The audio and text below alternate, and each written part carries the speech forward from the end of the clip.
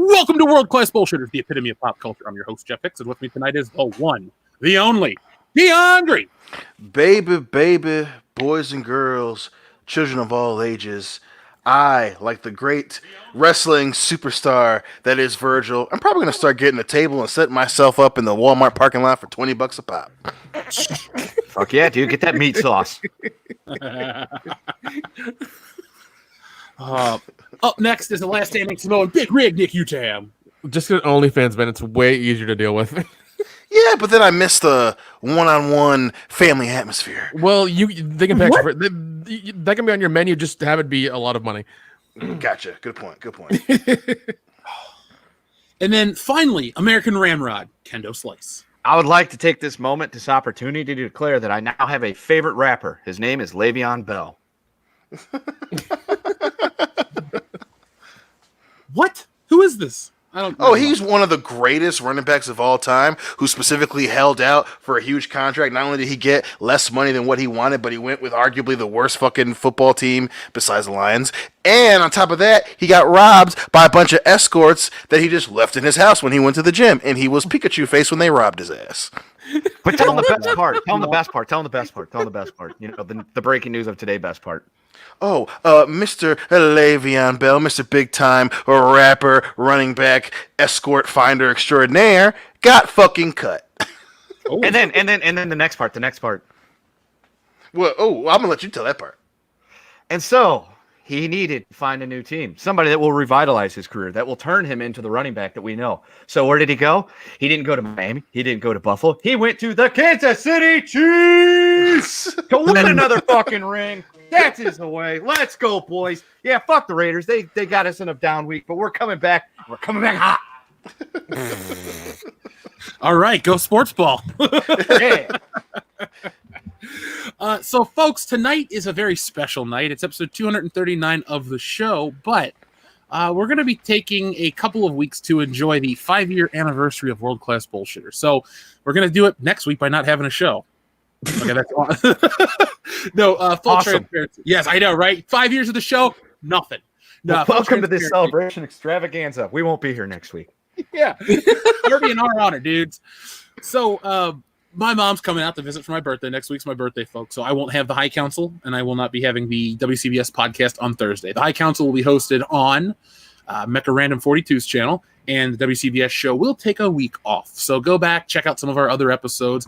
Check out, there will be content, there will be videos, and we'll have a Halloween-themed one coming your way on Monday on YouTube. Now, let's start the show like we always do, and give a quick shout-out to our newest patrons and tell people what's new on Patreon, etc. So first off, what's new on Patreon? A lot, actually. Nick, what did you upload for Patreon this week? I uploaded an hour-plus long review of Shout Factory's complete Friday the 13th collection. Yeah, it was... I got done with it, and I looked at the time, I was like, oh, shit, this is really long.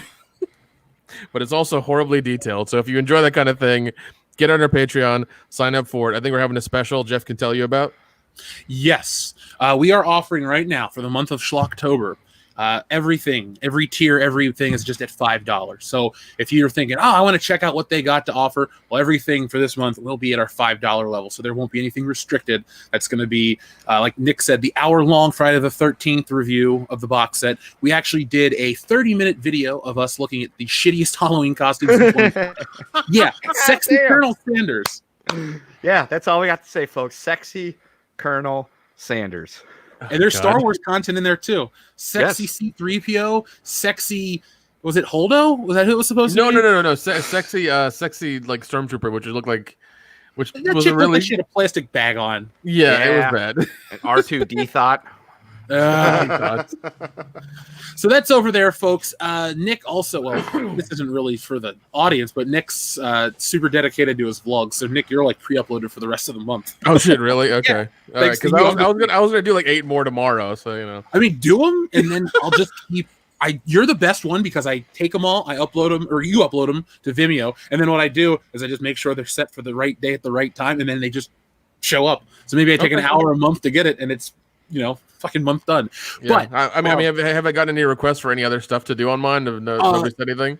No one's complained or given requests. People like Dr. Coffin Nails do comment on the posts. Okay, and cool. they love it.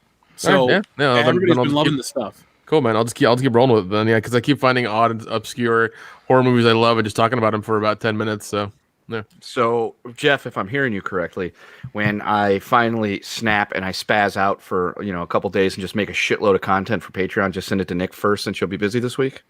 Yeah. Okay. Thank you for respecting my family time, Kendo. I really appreciate you. Not as only a friend, but a fellow bullshitter. So, Thank you. We're family. Yeah. I almost went into It's Murder, but I'm like, wait, that's Ja Rule, not Vin Diesel. 2001 was their peak. Yeah, you don't want everyone to go too far with the Ja Rule, baby. Did you see a picture? Did you see a picture of him and his kid? This kid graduated or something? Yeah. The thing I sent you. Yes. The thing you sent us. Yeah, that was good. Oh my god! It was like I was make it about you. So we do have a couple new patrons. First off, our friend Adam joined. Thank you very much, Adam. We also have Average Joe of the Undead. Thank you very much. Awesome screen name. Hope you enjoy it. Do want to thank our friend also Doug, who edited the pledge, and thank Edwin as well. So one question that was asked, where's our Tales from the Hood 2 video? That is on YouTube. That is on our regular feed. If anybody wants to hear us review the most racist piece of shit movie ever. And I mean, like, it's not like the crap that these weirdos on the internet bitch about, like, oh, it's racist because they didn't hire an actual Egyptian person to play fucking Cleopatra. It's like, that's not racism. That's just stupidity. I'm loving that voice, by the way. Yeah, it's my Mr. Mackey. Okay. But it's I would watch way too much South Park, dude. Not hiring black people's bad, okay. But no, but like Tales from the Hood 2 made me feel like I shouldn't exist because it fucking spent an hour and a half damning interracial relationships. So yeah, oh god, that last skit, seeing Dion freak out. Dude, it was bullshit. Yeah. Dion, vote the way Emmett Till wants you to. Oh, god. You'll be beaten to death. The good thing, sacrifice with me, brother. Fuck you.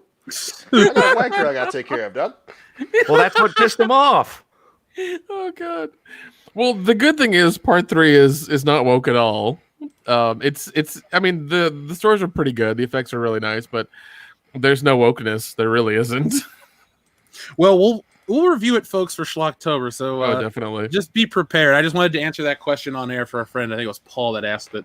So there you go, Paul. There's your answer. It's on all of our feeds. It's not hidden behind a paywall. It's not been removed. If you can't find it on YouTube, I guarantee you'll be able to go back and find it on iTunes. It's called The Worst Movie Worse Than The Last Jedi or something. That was should be about 2 years old at this point because it was over Jeff's birthday 2 years ago. My 30th birthday was spent made Ian feel like a piece of shit. So. Yeah, but we had really good food.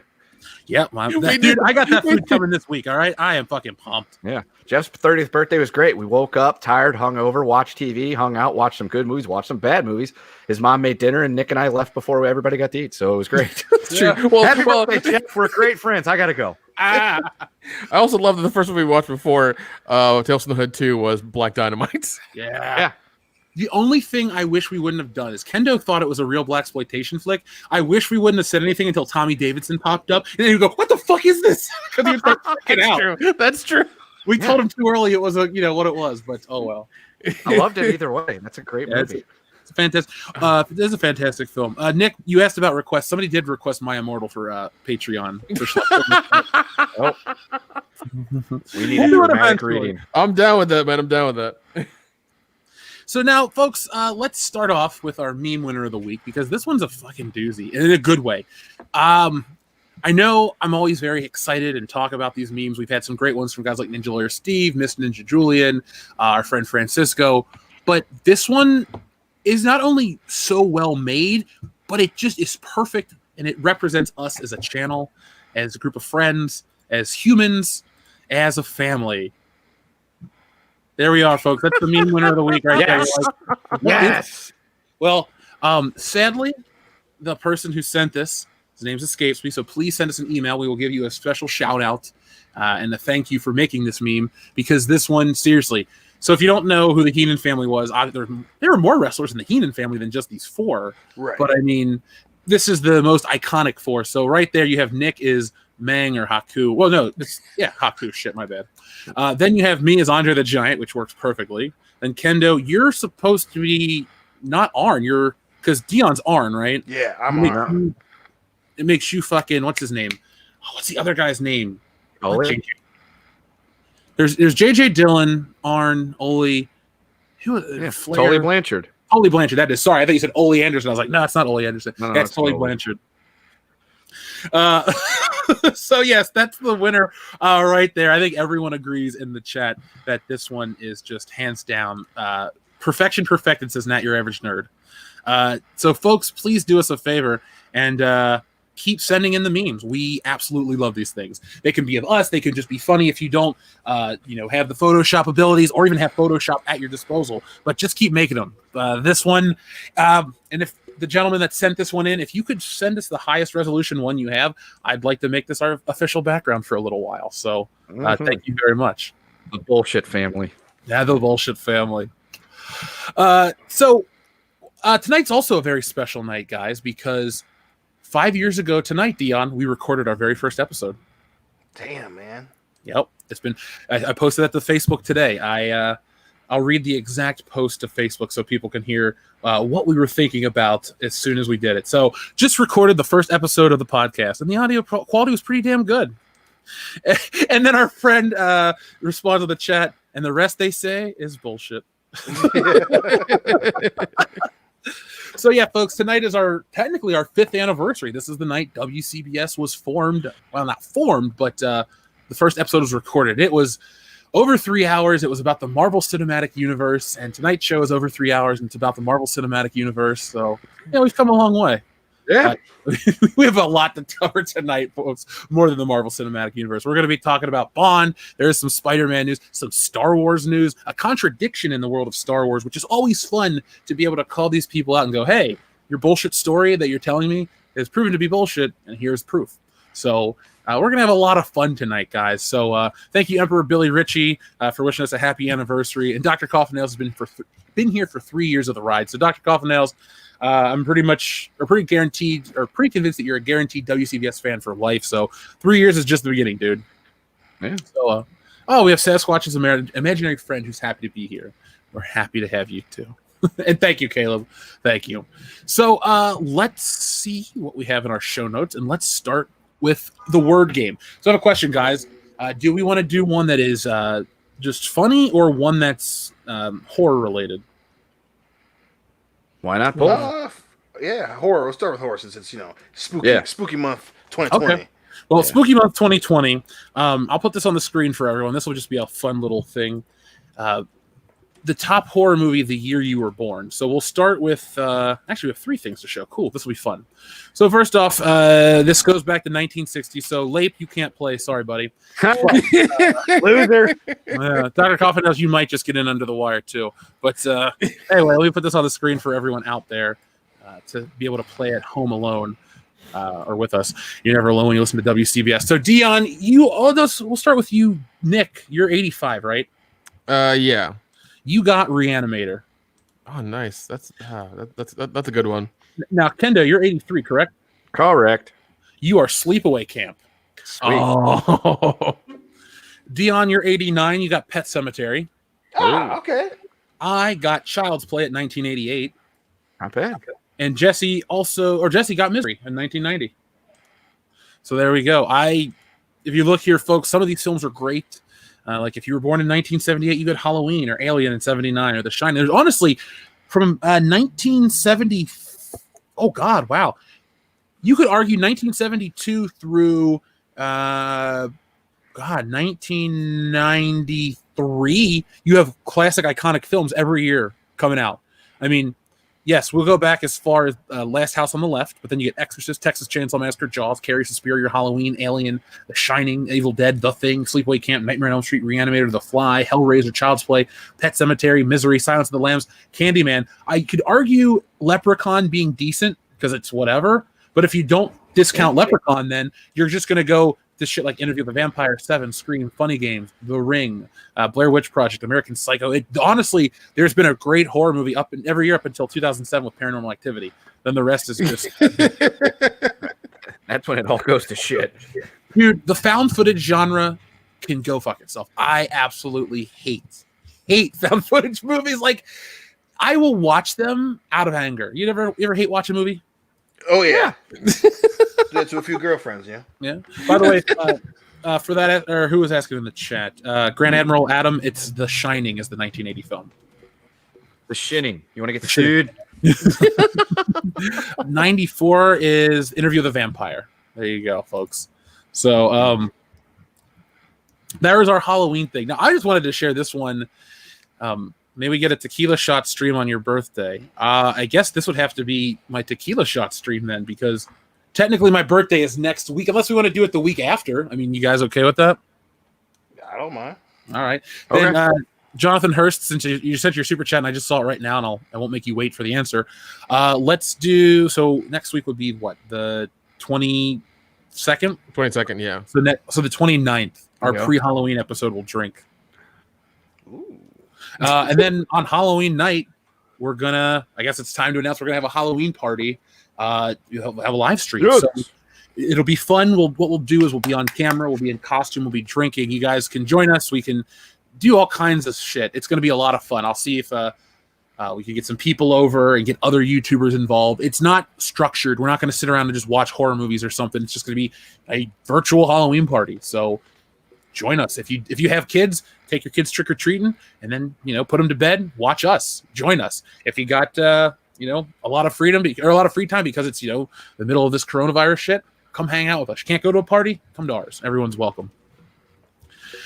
So let's see. What else did we have for tonight? Okay, so actually the question I wanted to ask this week to everybody was, what is a band you would never go see, even if it was a free ticket? Because Nickelback. Okay, this was going to be the question of that week, but it was the same week Eddie Van Halen died, and I thought, that's just kind of sounds like, we're planning this around his death, so I don't want people to misconstrue that, it's just a coincidence.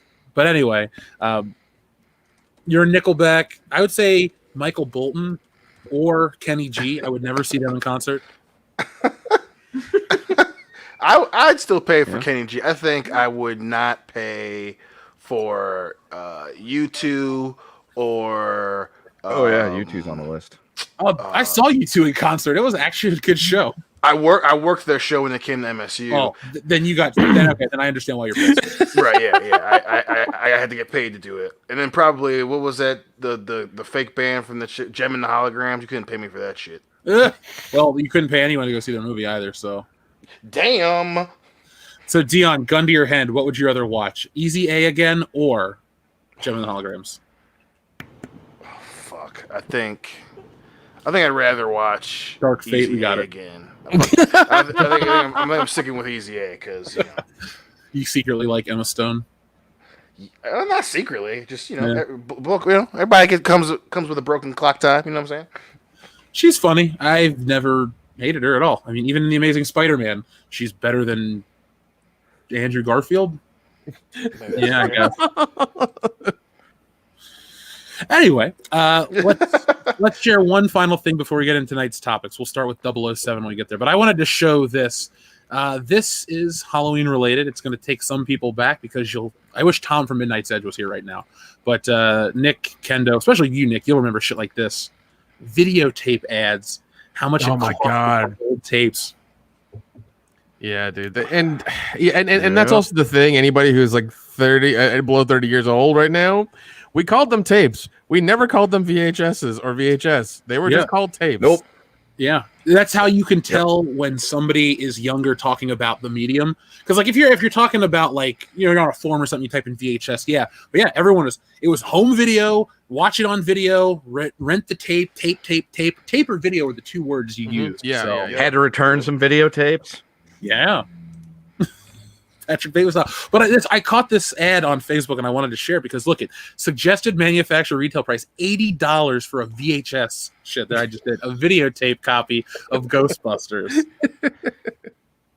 Well, I also love this. This is in the middle of the format war as well because you see up there in the right corner underneath Ghostbusters it says beta and VHS. Yep, beta.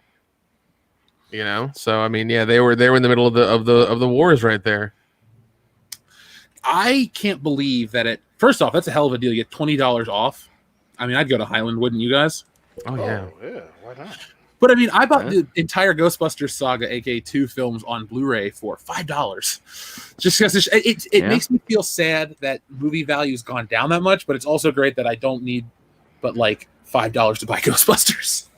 Yeah, that's true. And also, those DVD and Blu-ray boxes are a lot thinner than the tape boxes. So you can put like 2 Blu-rays where one tape would go.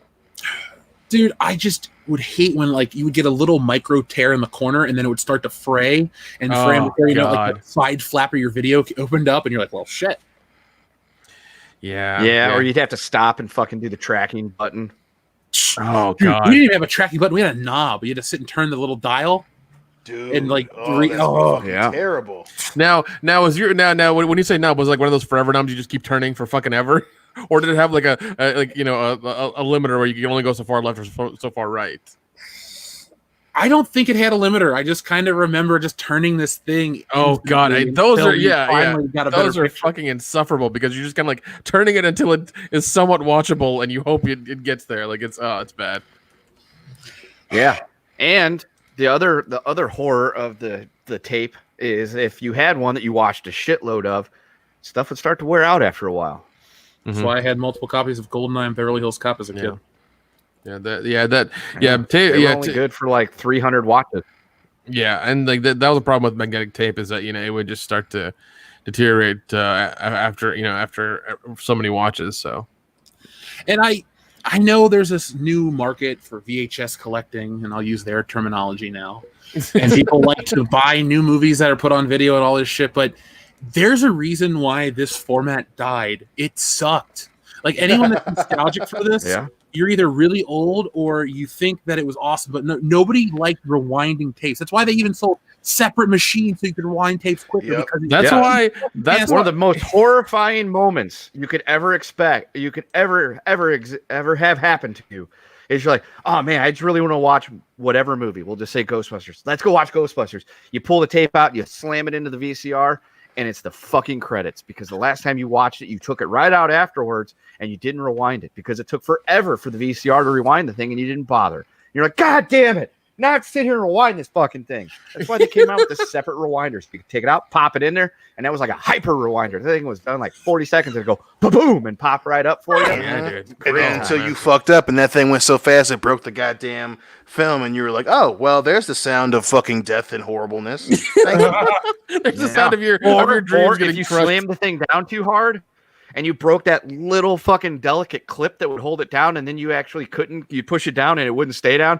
It would go and then just pop up real quick because it wouldn't hold in. So you had to actually sit there and hold the fucking thing so it could rewind. Yeah. Tough times, kids. Do you remember? But no, it's a great format. Bring it back. Do you remember on the VCR there were 2 different rewind modes? You could have the movie playing and then hit rewind and you could watch it in reverse, or you could stop it and rewind it and do that fast mode, which was never that fast. You hear ooh. Basically, it's like staring at a microwave. You hear that weird buzz, and then instead of a beep, there was just a click, and then your movie would start. And it was like, and then remember when you would try to time your rewinding? It's like, I don't want to watch all of Star Wars. I just want to watch from the cantina on. So you rewind it, and you're like, shit, I'm still. Yep. And then you just rewind it again, trying to figure out where it is. Like the timing was always off. You could never fucking figure it out. Yeah, because. You'd have to stop it. You'd have to turn it off. You'd have to stop the movie completely, hit the rewind button, and try to count. Okay, so it's like what, 10 minutes for every like second. Okay, so 1, 2, 3. Okay, so it should be it. And it's like, fuck, it's not it at all. Turn it back off. Let's go. It was awful. You remember the other side of that though, when you felt like when you rewound to the exact second you wanted to watch, and it's like boom. Yes, and it was like fucking hitting the jumper to win it all with the time expired, and you're like, boom, look at me. I hit it right on the canoe. Yeah, and that was like winning the lottery. That's what it felt like when you got that every now and again. It's like, I got it right where I want it, right damn there. Oh, man. Dude, do you also remember if you had a favorite part of a movie and you would watch it, it would warp the tape, so you'd get to your favorite part and go, oh my god, yeah, and then you're all clear, now supposed to go home. It always happened. Like that's why I had to get 2 copies of GoldenEye because one just kept wearing out. It was the first release too, so. Whatever. Yeah. Well, and getting. I mean, like the only reason I would get VHS is because of maybe you find something that wasn't transferred to DVD or anything like that, or something that's really rare that only exists on VHS is fine. But buying like yeah, buying like GoldenEye and in the VHS format, like why would you do that to yourself? It's a horrible way. That's a horrible thing to watch.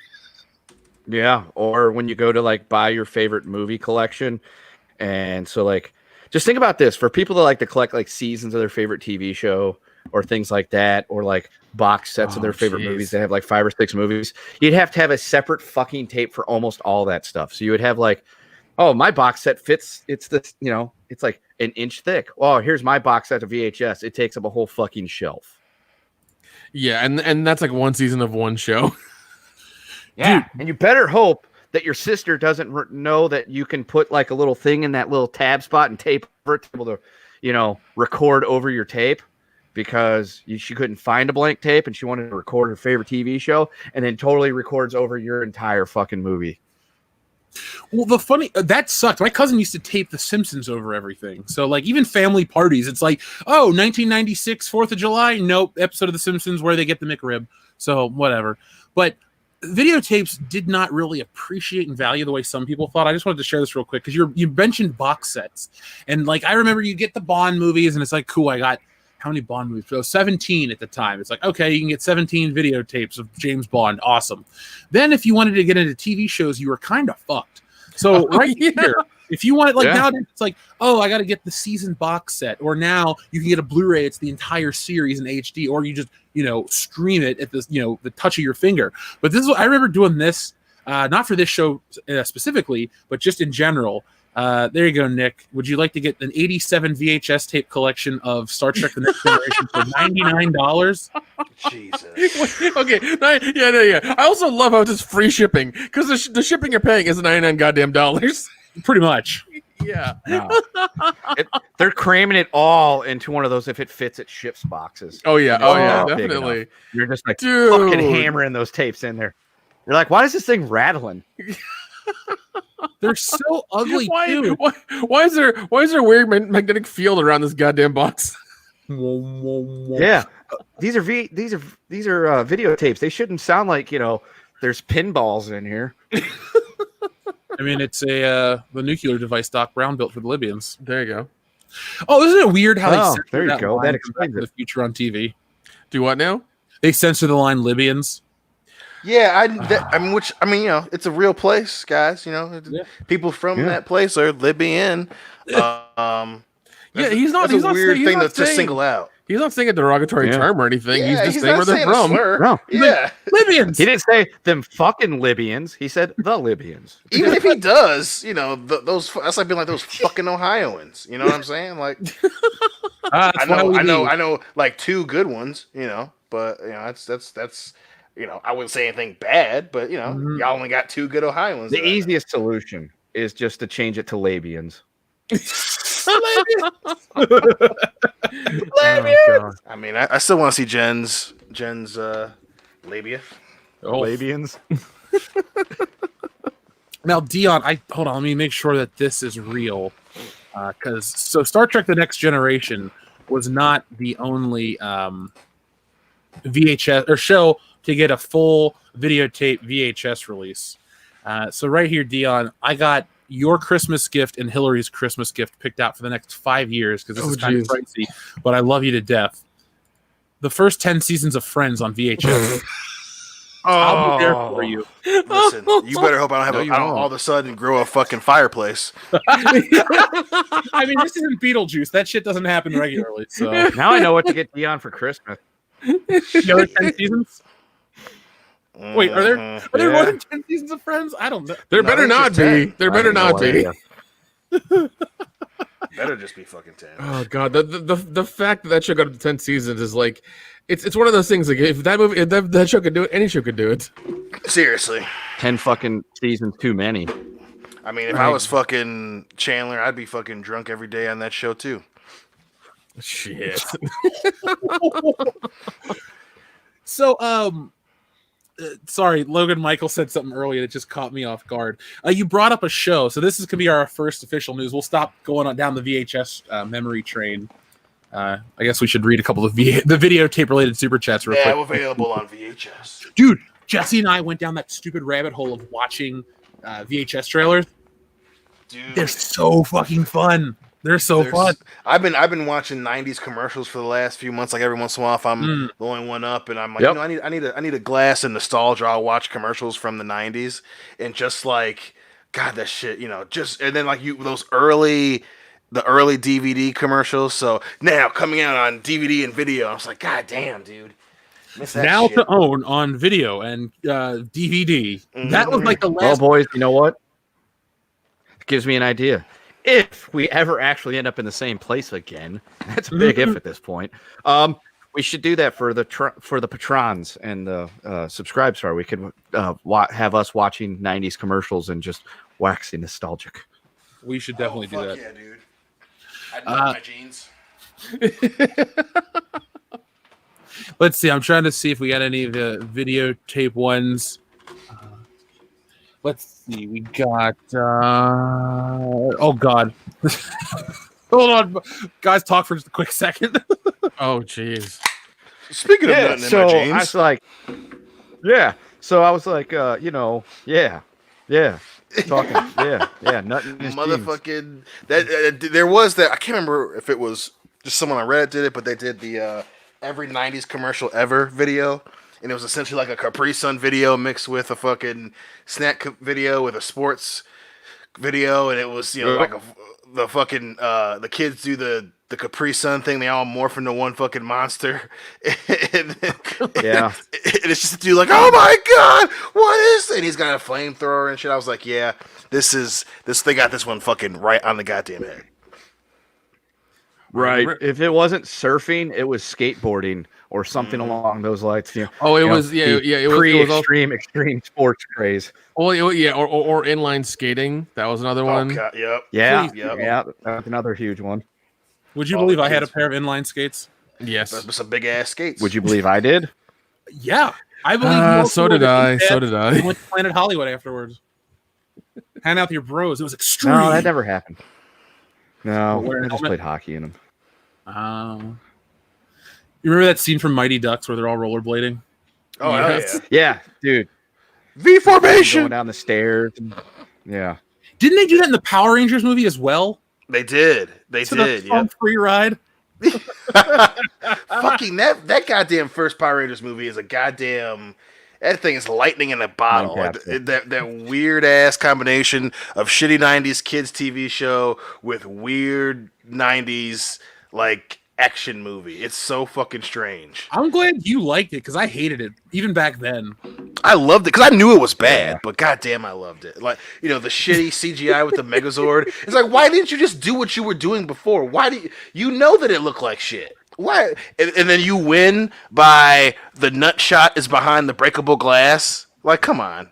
Like, whose idea was that? It's great, but it's terrible. Come on. We had one super chat involving the VHS nostalgia hole from our friend Cadus82. He says, "LOL, we had a 63 vet videotape reverse machine." Oh my Nice. God! Did you remember Yeah, own that was a thing. Yeah, Dude, that was a thing. Like, you know how like the football phone and things like that, like the novelty phones, novelty tape rewinders was a thing. yeah. Yeah. Yeah, I remember that. I just remember my grandma had the ugliest videotape rewinder. It looked like a Batman car. Like there was a thing called a Power Coupe that Batman had from Batman Returns, just the toy line, not the movie.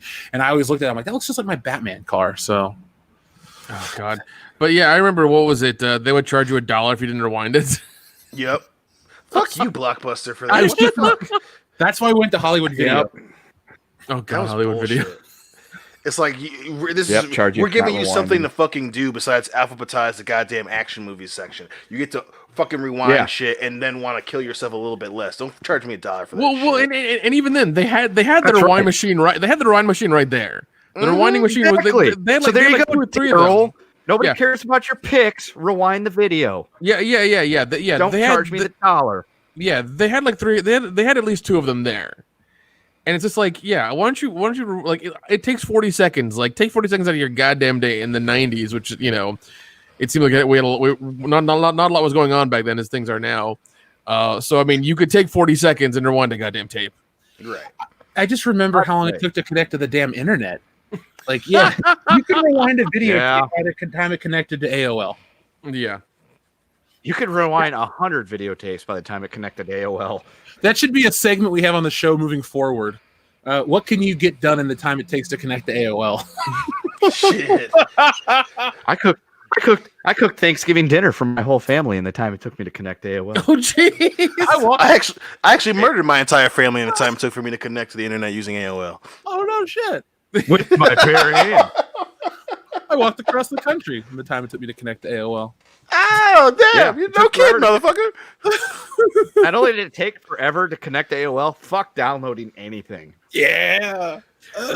Dude, I remember that. Oh god, I remember downloading music off of that shit. 20 minutes for a song. 20 minutes for one like God 3.5 minute dude. song. And it wasn't even good quality. It was like, what is it? The bitrate was like 192, like just barely at good quality. Some of them were 128 and they sounded like, you could tell that they were 128-bit songs. They sounded like total garbage. Oh, I would like when took 5 minutes to download a poorly photoshopped naked lady picture of a celebrity. Yeah, those were the good days. Oh, Like, god. holy shit, this is the girl from the house topless. I can't wait to see it. It doesn't look like her. Well, I can't really tell. The rest of it hadn't downloaded yet. I'll come back in 10 minutes. Fucking dude, yeah, I remember LimeWire. I used LimeWire, Napster. What is it? There were so many. You use Napster, you son of a bitch. there was BearShare. You took money out of when Lars Ulrich kid. Oh, fuck him. Dude, they got so pissed about that shit. Man, Channel 1 made people who use Napster out to be like fucking Nazis. They were just like, you're taking money out of these guys' pockets and blah, blah, blah, blah, blah, blah, blah, blah. I was like, well, you know, not everybody wants to pay fucking $12 for a shitty CD, bro. Yeah, and also, you know, next time the record company asks you to renew, get a better fucking deal. You know why I'll never feel bad for Metallica or Lars Ulrich during their Napster era? Because this was his house. This was Lars Ulrich's house. That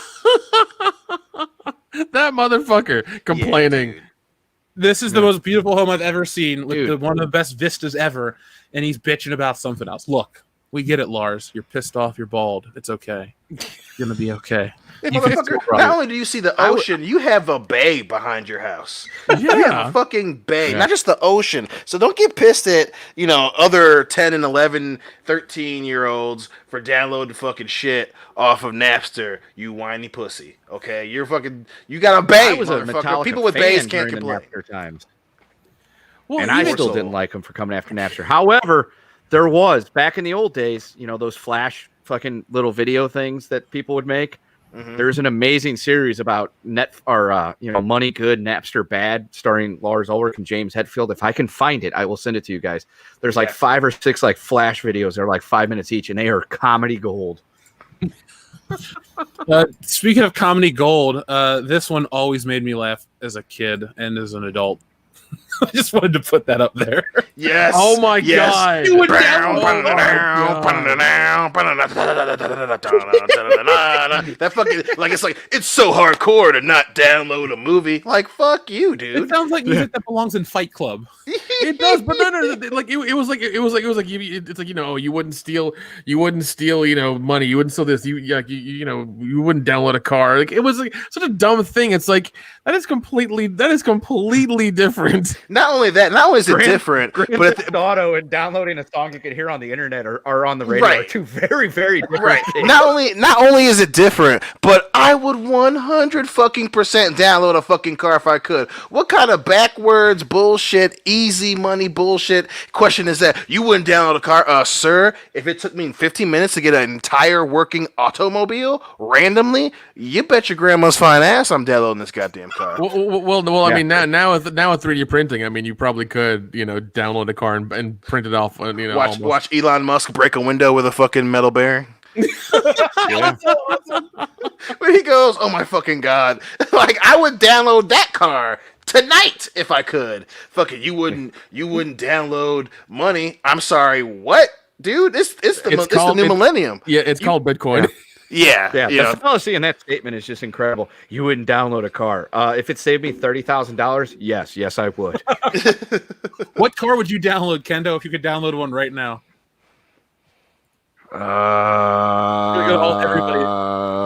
Dodge Demon for me. Bentley. Ooh. I'll go Aston Martin DB5, obviously. Oh shit! I got to go Lamborghini Diablo. Nice. Yeah. Good luck with that insurance. I had pegged you as the kind of guy that would get a fucking station wagon from Smith's Road, Santa Tana. So I'm not The Nick Buchanan family truckster. I'm about to I'm not some emo goth kid. Jesus Christ! I don't know. You seem like a station wagon kind of guy. The people who get station wagons are also the people who are serial killers. Look up that stat. It's really funny. I have a station Yeah, wagon. they also go by 3 names. Well, there you go. Yes, I used to drive a Jetta wagon. It was a good car. The Wagon Queen family truckster. You think you hate it now? Wait till you drive it. Oh, shit. We all missed a big opportunity. Why wouldn't we download a Batmobile? Oh. I don't. Yeah, but you wouldn't download a house, would you, Kendo? Shit, I'll download Lord. I already got. Lord's house. I was gonna say I already got one, but I mean, if I can have a second, sure, why not? I mean, they are trying to 3D print houses now too. So Yeah, I'll just sit it next to this one. Duct tape it together, knock out a window into the new wall, and then I've got an extension. There you go. Oh, this one thing did roll across our desk this week, the WCBS news desk. Somebody asked us if we were the Ghostbusters, what car would we add to our fleet of vehicles? And this was David from the Facebook group earlier this week.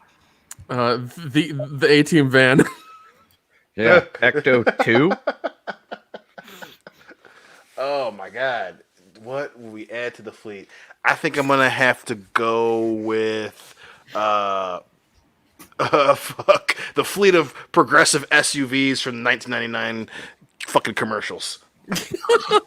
Okay, let's see. Ecto Air, the fucking helicopter, I guess. Yeah. Can I do you one better? I don't know exactly what car I was gonna say. I don't know exactly what car. I was gonna say I don't know exactly what car we'd add, but it'd be a Cadillac. So I'm gonna cheat, and since we're talking about like fictional vehicles and shit, I just want to get the spaceship from Independence Day because we're gonna blow up the fucking planet. There'll be no ghosts anywhere. We're gonna take care of all the ghosts at one time. How are you gonna do that? Everyone's now all a right. ghost. The worst Ghostbusters ever. That should be the backup story in the Wokebusters graphic novel. Just straight up, how will you deal with our new vehicle? We just blow everything up. Should that be the end of We're the not comic? only busting the woke, but we are terrible at busting ghosts. That's awesome. We have terrible aim. What are we, stormtroopers? Yeah. Jesus. They're only inaccurate. Some lady's going on and on about how her house is haunted, and I just sit there explaining to her the second law of thermodynamics and how her ghost can't exactly exist as it's flying through the walls. It'd be great. Dude, that's amazing. So let's start tonight's main topics right now. We'll go back to a tried and true topic here on this channel, Star Wars. Aren't you excited? You can see my face right now. I'm so excited to talk about Luke Skywalker that I can't even move my teeth. I'm keeping my teeth in place as I talk about this. Okay, I'm done. So let's take a look at good old Luke Skywalker. And by old, I mean old Luke Skywalker, because this is the moment that died for a lot of people. So here we go. There's old Luke Skywalker, as played by Mark Hamill. By the way, guys, have you had a chance to see the commercial that he's in with Sir Patrick Stewart? Yes. Oh, the Uber Eats one? I am my daddy. Yep. It's great. Wait, what? Fantastic commercial. Like Uber Eats is really stretching when they have to fucking get those guys to like advertise their service. It's like, if you already have Uber, you can always get food delivered now as opposed to a stranger coming to your house and picking you up. So right here we have Luke Skywalker. Now, Dion, you did not join us for the Last Jedi viewing, but Kendo, you and I were together. Right? Dion, correct. For that, right? Okay. I knew Kendo came for sure, but Dion, I saw you 2 weeks later for the Royal Rumble. Excuse me. That time period is just a bunch of jumble mess of fun. No, I thought I was on that because I know I watched it. That was the one I watched opening night. Maybe I wasn't, huh? So There's a little more to this Luke Skywalker is dead story, and it's not like you'd think. It's not, oh, he's coming back or anything like that. So there's a little contradictory evidence. So, Star Wars author Pablo Hidalgo claims Luke Skywalker was supposed to die in Episode 7. Star Wars author Pablo Hidalgo recently published Star Wars: Fascinating Facts, in which he claims that Luke Skywalker was supposed to die in Episode 7. And he just shares this image that says, years before The Last Jedi began development, the treatment left behind by George Lucas in 2012 also had Episode 7 be the one wherein Luke Skywalker would die. Now, just a little bit of this little snippet, you think, oh, that's cool, that's fun, why are we talking about it? Because it contradicts a little bit of some Star Wars history. So, however, according to Disney Star Wars is Dumb, that's our good friend Ichibaka, that claim actually is contradicted by what Mark Hamill stated about a character interview back in 2018 with IGN. Mark Hamill explained, I happen to know that George didn't kill Luke until the end of Episode 9, after he trained Leia, which another thread that was supposed to happen never was played upon. Not only did Hamill detail that Luke was supposed to die, wasn't supposed to die until Episode 9. He also explained that George Lucas had written an overall arc for the trilogy, something he says Disney did not do. George has had an overall arc. If he didn't have all the details, he had a sort of overall feel for where the sequel trilogy was going. But one's more like a relay race. You run and hand it off to the next guy. He picks up and goes, Mark Hamill stated. He continues, Ryan didn't write what happens in 9. He was going to hand it off to originally Colin Trevorrow, now JJ. It's an ever-evolving, living, breathing thing. Whoever's on board gets to play with the life-size action figures that we all are. So, this published book is not the official story. We're being lied to, or we're being exposed to incompetence. What do you guys think? Is it a straight-up lie, or is it just not even a mistake? It's just a false narrative that they're trying to run with. It's clearly a lie. It's clearly a fucking lie. And especially we know that Mr. Hamill has a history of telling it up front, because he talked about how he was unhappy with Episode 7. He talked about how he felt that JJ missed a huge opportunity with Han's death, and he talked about how he was disappointed with the sequel trilogy. So for him to all of a sudden start lying just doesn't make a whole lot of sense, especially seeing as how we know how much he cares about Star Wars and his character Luke Skywalker. So, which of course leaves us to believe, why would Disney lie? Well, because they fucked up their own fucking trilogy that they spent billions of dollars for. And at this point, they need to save as much face as possible to keep fucking fans interested enough to watch whatever bullshit they come up with over the next, 5 years after they're done with their quote-unquote step back from fucking Star Wars. So, they come up with this bullshit. This dude puts out this bullshit about how Luke was supposed to die, because at least at that point, it's some crazy-ass thing that fans will be like, oh, wow, yeah, that is different from what we got. So they did change, where it makes you forget that even if that was true, that would be entirely Disney's fault, because you have no fucking reason to make that crazy ass change unless you were trying to throw your director under the bus, which is clearly what they're trying to do now, because they don't want to say, hey, we called for these fucking changes, we forced this shit into the script, and it came out bad, so we're going to say that originally Luke was going to fucking die, because at least we can say, hey, JJ changed that shit up, even though this is clearly the guy that you thought was going to save your ass with The Rise of Skywalker. So again, it's Disney, again, they love the taste of that fucking shotgun, where it would make more sense to not say shit, you come up with some dumb bullshit, and you just kind of hope the fans buy it and gets you a little bit of goodwill, which I love to tell you now, Disney, that shit ain't going to work. Nope. There's no more goodwill left of Star Wars fans. How many days are we out from The Mandalorian? Is it 15, right? 15, yeah. Yep, Holy 15. shit! Oh yeah. It's the 30th of October. It's coming out. Yeah, okay. God, it's weird. We're at a point in the year where I'm like, wow, where did the time go? This whole year I've been like, can this year speed up? Now I'm just like, shit. But well, I wish this month was more fun, but fuck everything. I know. God, we were at a point in all of our lives and with the channel and stuff where we can justify getting together for Halloween and all these things and doing all this fun stuff. And, it's technically work. So thanks, world. Thanks. You did great. Whoever that asshole was who made bat soup, fuck you. You ruined it. I'm not pointing fingers, but I'm pointing fingers, okay? Point those fingers, dude. Oh, I've been pointing fingers for months. Kendo, Nick, any thoughts about lying or incompetence? It's totally lying. It's easily lying. I mean, I don't even know at this point why they would be dragging that back out. It's like,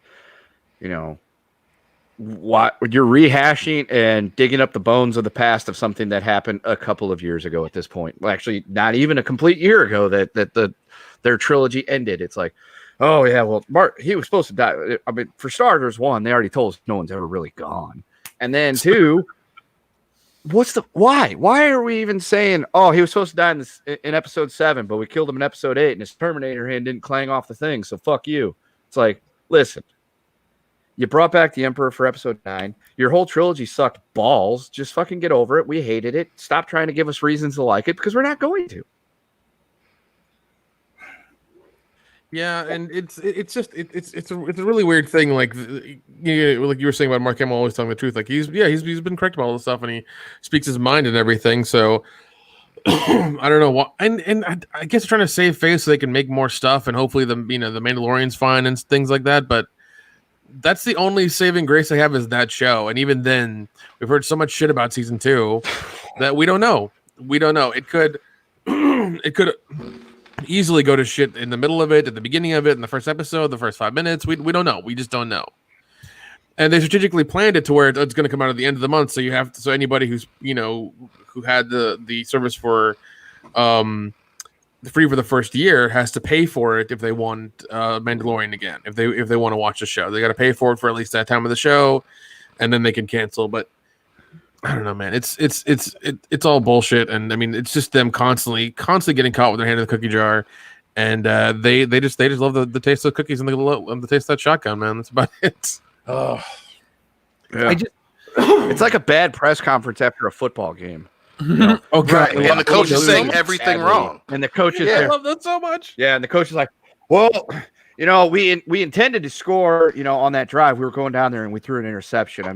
We're planning on scoring a touchdown on that drive. Well, no shit. You intend to score a touchdown in every fucking drive. Well, it's worse than that. It's like you lose on a pick six during the 2-minute warning when you're rolling down a fucking touchdown, or you needed a comeback, and then saying, oh well. When it's clearly it was a bad play call. Like those type of plays happen in sport ball where it's like, why the fuck did you call a fucking a pitch to the running back or a screen when it was 3rd and 17, right? Like clearly that's a bad play call. But then it'd be like going into the fucking press conference and blaming it on the quarterback. Like it looks like he didn't see something, and we got to work with him on making better decisions. What the fuck, bitch? You called the play. And that's the exact same thing we have here. And I'm more pissed off about the lie than I am them playing the business shit with the Mandalorian, because I get that. You conveniently have it when it's after that year where people buy.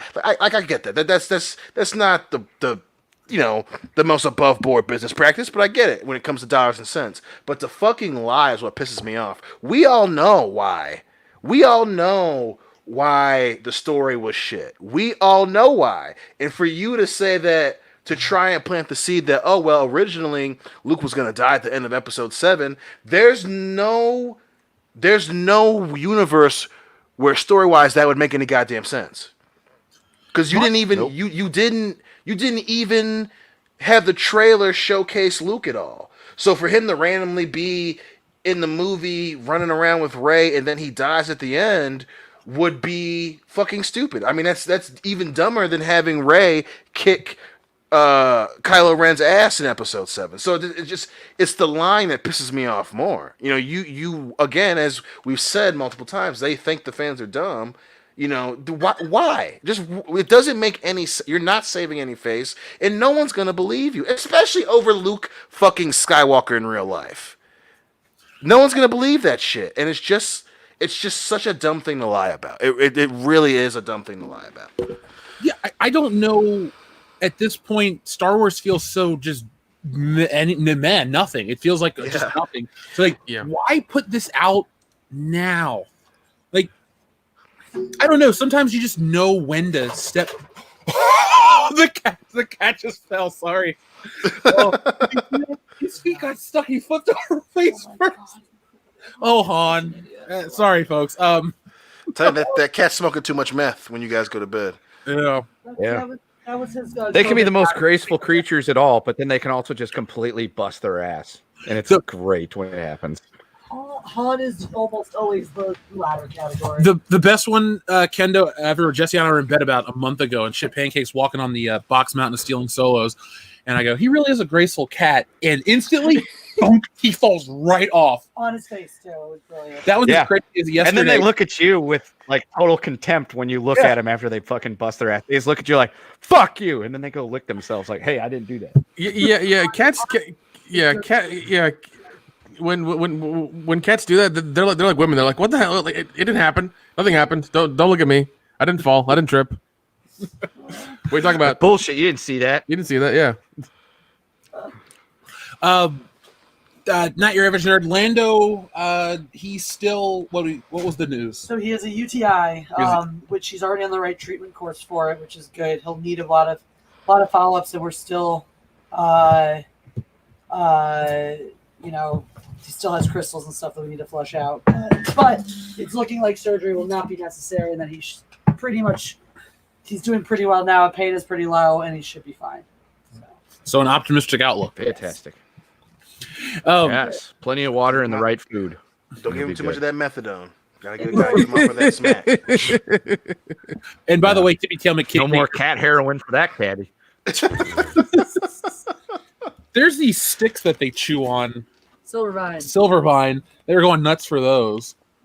But no, Tippy Tail McKitty, I wanted to address. Thank you for the super chat. He says I got my replacement book. Thanks, Jeff. Well, thank you, Tippy Tail McKitty, for backing the project. Glad you got your replacement book, folks. For those out there, as of tomorrow, even though we just went to the post office today, as of tomorrow, every American backer at the first tier, which is the biggest thing, the biggest tier, most backers will have received or will have had new books shipped out and sent.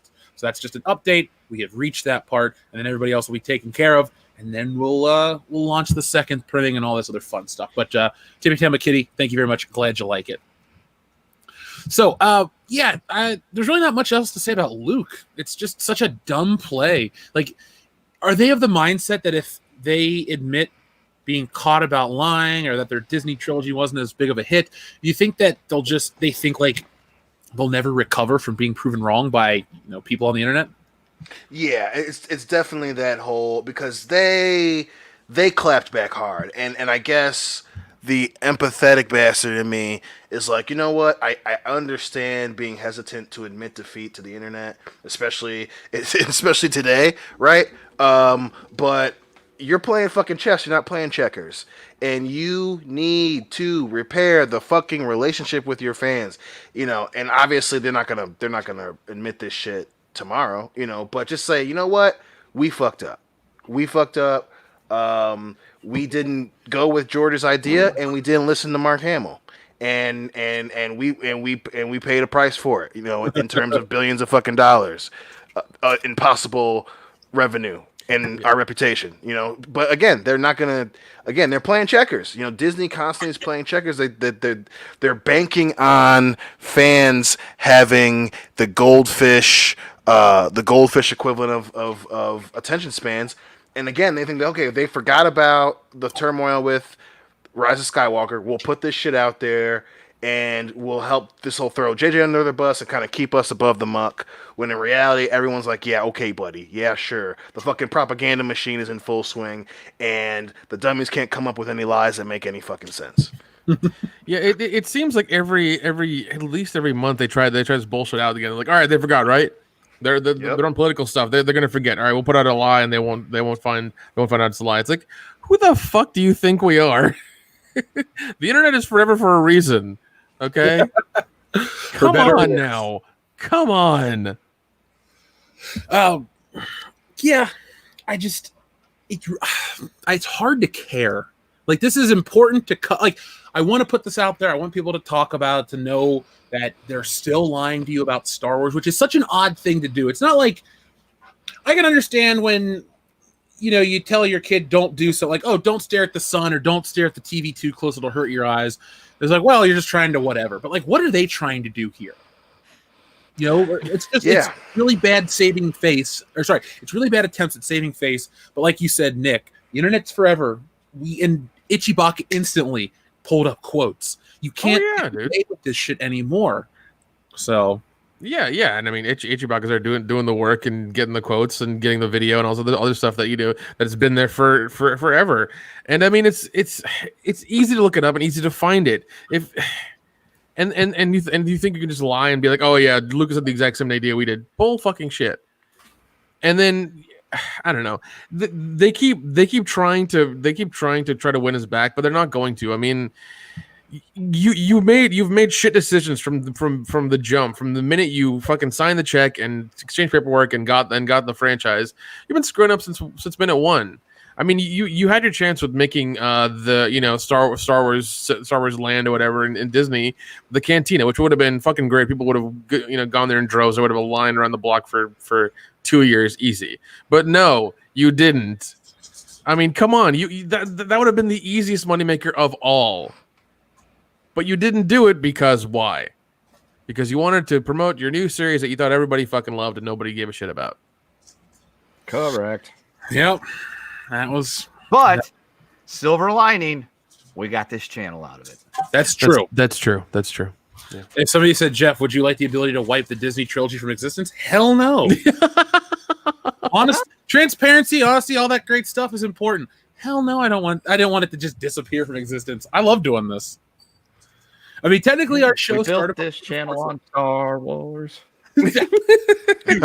We dropped before The Force Awakens did, so I remember that weird era. Dion, remember how each week we used to talk about what do we think it's going to be like? Yep. And I thought the trailer was awesome. I really enjoyed it, and it I do miss being an optimistic, excited Star Wars fan. I really do.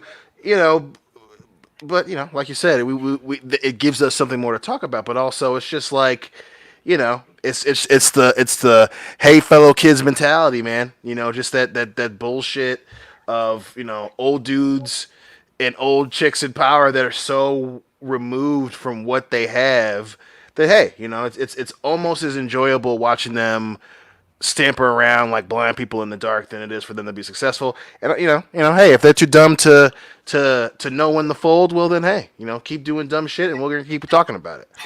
Yeah, this is like the whole Quibi debacle. Like it's basically that, but over 4 years as opposed to 2, and over way more money. Like.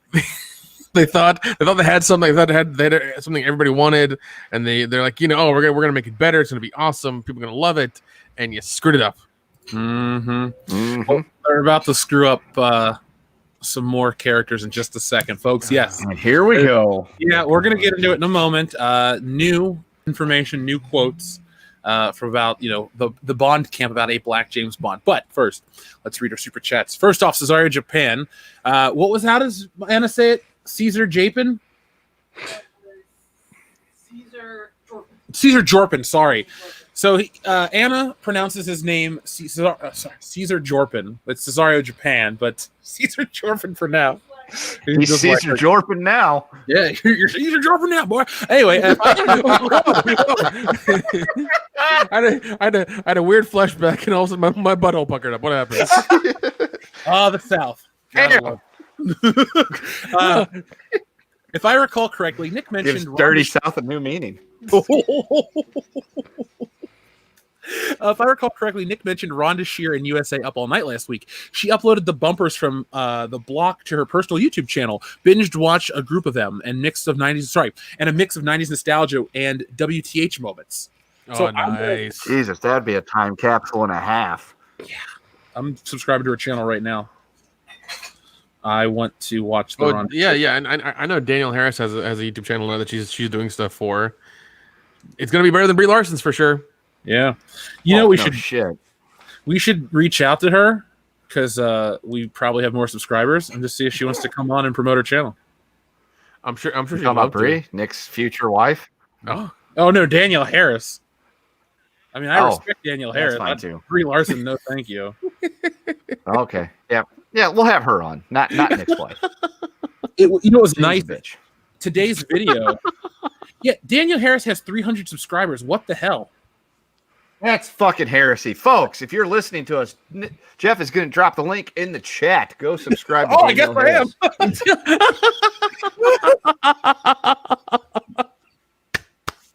God damn. Hold God on, damn, I will Kendo. pull that up. Kendo with the segue. Holy shit. Dude, sometimes you just got to put your money where your mouth is and pull your dick out, slap it on the table, and say, "Go!" What? Yes, sure. That took a turn that I was not expecting. How would one ever expect that? I didn't expect You it, but I do don't. You respect don't it. expect it. It's like the Spanish Inquisition. You don't expect it. It's just a bold move, and you say, "All right, I'm going into the gates of hell with that guy." Apparently, with your dick out on a table. Well, there we go. Sometimes She went up 3 more subscribers Metaphoric. since we mentioned it. So Hey, there we go. Yeah. There you go. we're giving her free promotion, and she doesn't even know who we are. Yeah, exactly. Oh god, people are gonna type in a video. Found this account through WCBS, and she's gonna wonder who the hell we are. Yeah, and then what's going to happen, Daniel Harris, is we're not going to try to get anything out of you except a free picture at the next Horror Hound you work. There we go. Yeah, that's about it. Yeah, as long as we got a picture with you. on it as well. Yeah, if we all get a picture with you, that's all we want. That's it. Honestly, We're classy guys. Yeah. Yeah. So let's see. We also have Cesare Japan. Though I did check her out. Rhonda Shear. Why would I not check her out? No, I just remember her from. She was involved with wrestling for a hot minute, so that's what I think of. But I did subscribe to her channel, and we'll watch those bumpers. We need to do like when we get together, guys. We need to just film us watching a bunch of shit and put it up on Patreon as well. Oh, yeah. I agree. I'm down, man. Dude, some of our best moments is just watching random shit on YouTube and other things and having a laugh. And we've never decided to record it for the comedy gold that it is. No, I mean, Comment Slam is as close to as it has gotten. So, and the Hunky Chunky Funky Monkey, thank you very much. He says, "Please don't make me laugh too hard tonight." Hashtag she's a fat C word. I can't take another slit disc. Dude, Chunky Funky Monkey was listening to our Patreon. Oh god, dude. What? Last week, Friday, I'm walking through the grocery store. I leave work. I'm getting my weekly shopping done. And we're talking to each other about, essentially, slapping each other on the back about how great our show was. And it was. And somebody mentioned the fat cunt thing. And again, I broke. I'm sitting there in the middle of the goddamn, meat case aisle, just laughing my ass off because of how damn funny it was with Dion's delivery. It was like so deadpan, but yet so to the point. And people are looking at me like I got something wrong with me. I'm like, I do. But it's okay. And I'm just laughing, going through the grocery store, laughing my ass off at my friend Dion. How that affect on people? Let's see. Andrew Matthews says, Dion, did you check out Dion, did you check out Half Moon Street and Astartes YouTube movie as I recommended? Those are the Warhammer things. Yep. The Astartes. I did not, but I have been getting more and more into the Astartes part of the lore, dude. That's the next thing on my list. I just finally finished my History of the Emperor of Man, and especially with that's the Space Marines are clearly, I get why that's so many people's favorite shit. I'm getting into it. That's at the top of my list to watch, man. I'm fucking pumped. I'm pumped. So we also have Barney the Spaceosaurus. Oh, sorry, he changed his name. Barney the Nucleosaurus Reek says, breaking news. Jimmy Kimmel will play Kraven the Hunter in Disney's Spider-Boy 3. Shit, I wouldn't be surprised. Oh god, jeez, I do love that. Now that he was caught for being an asshole. He was called on his own shit, and then he went away for 3 months to go be on vacation, and then he comes back and they give him a movie role to put him more in the public eye. Yeah, that's what you do. Yeah, the only role I want to see him fulfill is unfunny man gets ass kicked in street. Oh. Yeah. Why couldn't he have been the one who got shoved instead of what's his name? Rick Moranis. Thank you, Rick Moranis. Yeah, he got sucker punched. Polcock and Rick Moranis. Yeah, go blast Jimmy Kimmel. Not that we're telling people to go do that. No, never in a million years would we ever suggest something like that. No, not at all. Because Jimmy Kimmel's too smart to show his face on the streets of New York City, is what Jesse said. Yeah, that's probably accurate. If remember a couple years ago, everyone was talking about the Rapture, Yep. and how we were saying 0 hour and all that stuff. I would like, one of the jokes was Macho Man Randy Savage saved us from heaven during the 0 hour moment. I'd like to imagine, like, the opening of Armageddon where the random asteroid hits in New York City. I'd like to think Macho Man Randy Savage is somewhere up in heaven. He's got one elbow drop left in him, and he fucking comes in right on Jimmy Kimmel and just wipes him out. Straight from heaven. That would be fantastic. That would be awesome. I would love every second of that. I was going to say, how ironic, though, would it be if, to avoid scrutiny in public and to not be recognized, Jimmy Kimmel just went out in blackface? Would be the first time. He's not opposed to doing it. Clearly. But he was at a different place in his life, and he's learned so much since then.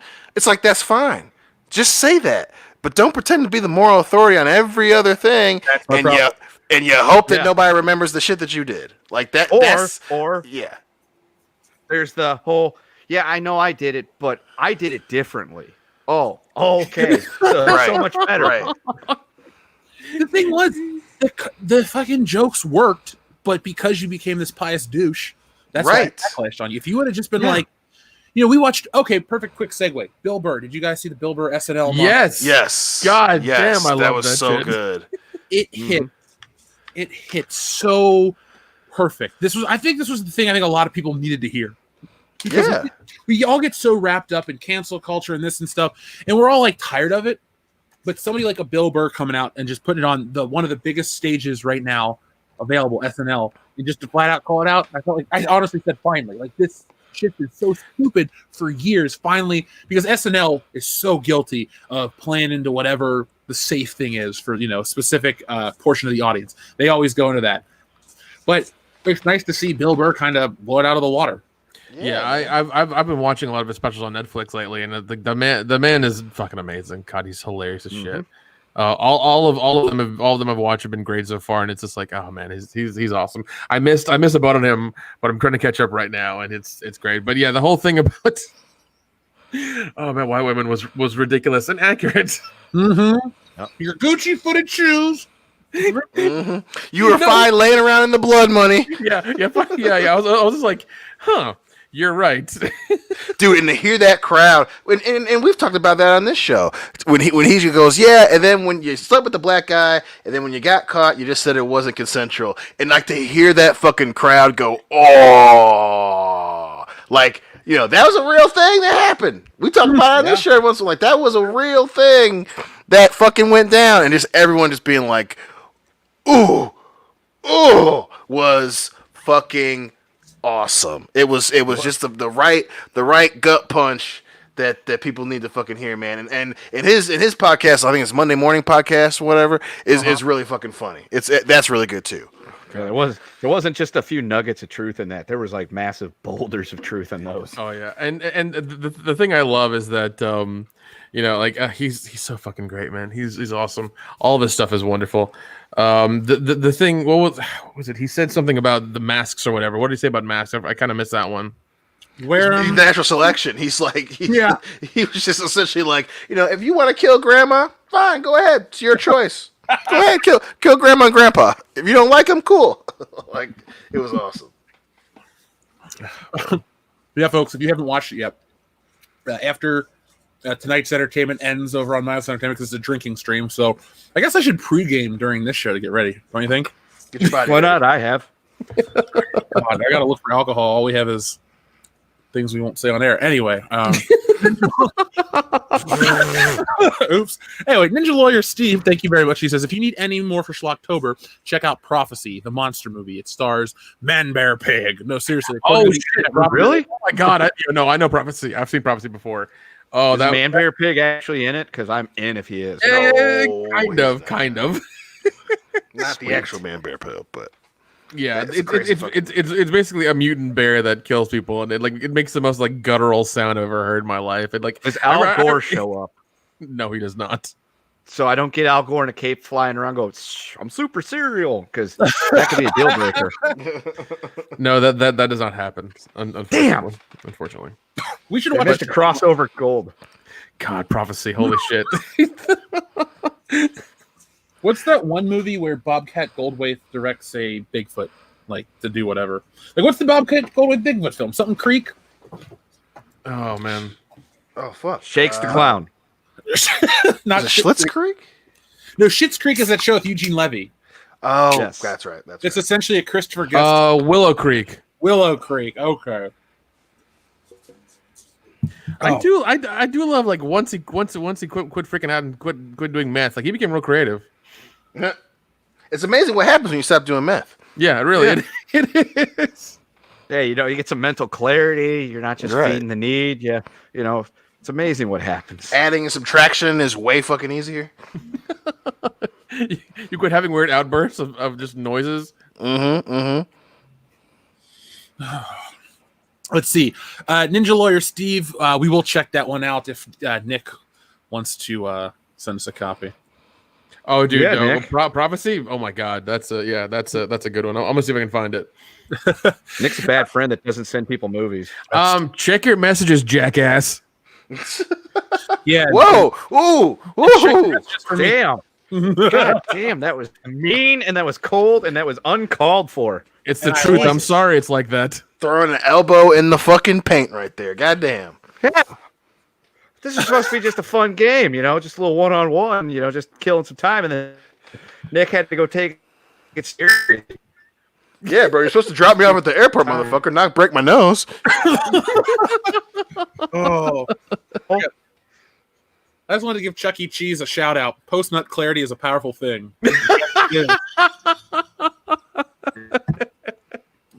Oh. Okay. What? You beeped out hard, dude. Kendall's beat moving hard. This is truly a classic Well, yeah, 'cause episode of that's the what happens sometimes. Just beep moving and everything. So, 007 Class Sup, Nick had a fun watch on the Twitch stream. Oh, thanks, buddy. Yeah, I was doing a couple. I was doing a couple of those a couple days, together. Some things came up with my work, and I wasn't able to do any more this week. I might do one Saturday. Yeah, I might do one Saturday. No, I played Dead by Dawn, I think Monday or Sunday, and then Tuesday I did Man of Medan. I still have that save for Man of Medan. I'm going to try to continue that Sunday because people seem to like it, or at least like me freaking out, or like watching it, trying to see if I freak out. I don't know. It was fun. The people liked it. Well, I want to do some too. We need to get together and do one. I think that would be ridiculous. Oh yeah, man, I'm down. I reactivated my Steam account and looked at some crazy, horror games and things like that to do for the month, and there's some weird ones. All right, Dr. Coffin now says, Nick, so I guess I should have got the Halloween Blu-ray box set in 2014 since I can't find it for now for less than $800 fucking dollars. Yeah, I saw the message flow by, and I went to eBay real quick, and I was like, he's not fucking wrong. He's not wrong at all. That expensive. Yeah, because I would think oh, the price went down, and they're gonna be easy to find. Nope, apparently not. Damn. Yeah. So if you have one, good. If you didn't get one, tough shit. I was on, I think it was not AFC. What's the TMC, Turner Classic Movies channel, TCM, when they had a store and they had that box and it was marked for $20. So I went to buy it. Oh yeah, I canceled my order. I was pissed. I was like, you have to sell it to me for that price. Yeah, man. I was because like recently I because like the Friday the 13th one came out and I was like, oh, I'm gonna try to see if I can find the Halloween one again. And Dr. Coffinails crushed my dreams now. $800? No, I'll fucking wait. Because they're probably gonna bring in another fucking box set here in a couple of years. Honestly, I'm surprised. I bet you they would have had one for this year with Halloween Kills coming out, but because of the vid. Yeah. Actually, yeah. You know what? I'm gonna wait until those 3 shitty movies come out. God, dude, I tried to watch Halloween 2018 the other day. I got to the twist with the doctor and turned it off. That movie sucked. Dude, I watched it with my mom, I think, at the beginning of this year, because like I'd explain to her what it was and what it was in the timeline. I'd actually go through like a fucking like chalkboard diagram like Doc did. I was like, this is where the timeline skewed into this tangent, and we have the alternative part 2. Real quick, happy birthday to our listener Cam Cleet, I believe. 20 years of the birthday today. All right, so happy birthday, Cam Cleet. Let's see. The man with the plan on the original tan. Oh, awesome screen. Nice. He loves Dark Fate and cheers for the Lions. Is this guy allergic to taste? Oh God! And imagine that, motherfucker. You're listening to me talk. So cool it.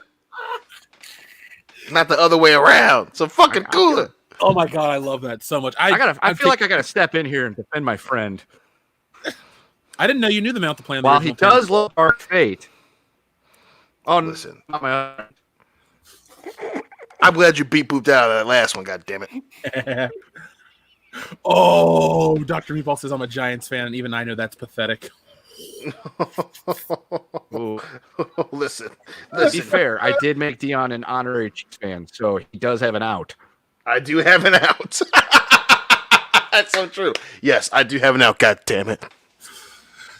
Barney the Nuclear Source Reek says Barbie told us that we are racist on her YouTube channel. Brie Larson? Is that who Barbie is? No, Barbie did some bullshit with the actual official Barbie thing. The doll, yeah. Wait, that thing is a fucking YouTube channel? Apparently, yeah. They Is she early, the middle of this week, like Tuesday or something? How does an inanimate object talk?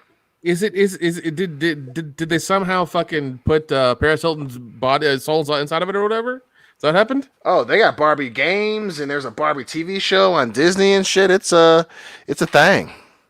Apparently, she fucking talks now. Yeah, here's a picture of it. I had heard about this and I thought, awesome, just what I need. The Barbie doll to talk to me about racism. Yeah, Barbie that in of itself created a fucking body dysmorphia fucking epidemic for generations. Yeah, thanks, Barbie. Oh shit! Whoa! Hey. What was that? Whew. It's too much. She's trying to take over your computer now, dog. You better be careful out there. It's like that movie Ghost in the Machine. She's gonna give you a virus and not the good kind. What? It wasn't consensual. I'm going to jail, I guess. Oh God. Let's see. Let's see. Open image in new tab. There we go. This is what I wanted to show. Sorry, Idris. You're never gonna get James Bond or. Anyway, yeah, Barbie. So she wears her own name as a necklace, so she doesn't forget. Well, I mean, she is blonde after all, so you know. She's also fucking fake. Yeah, exactly. Also, This is the most preachy garbage bullshit ever. Let me see if I can find a transcript of what Barbie said, because I guess I'm supposed to feel like a bad person because I've been doll-splained. Doll-splained.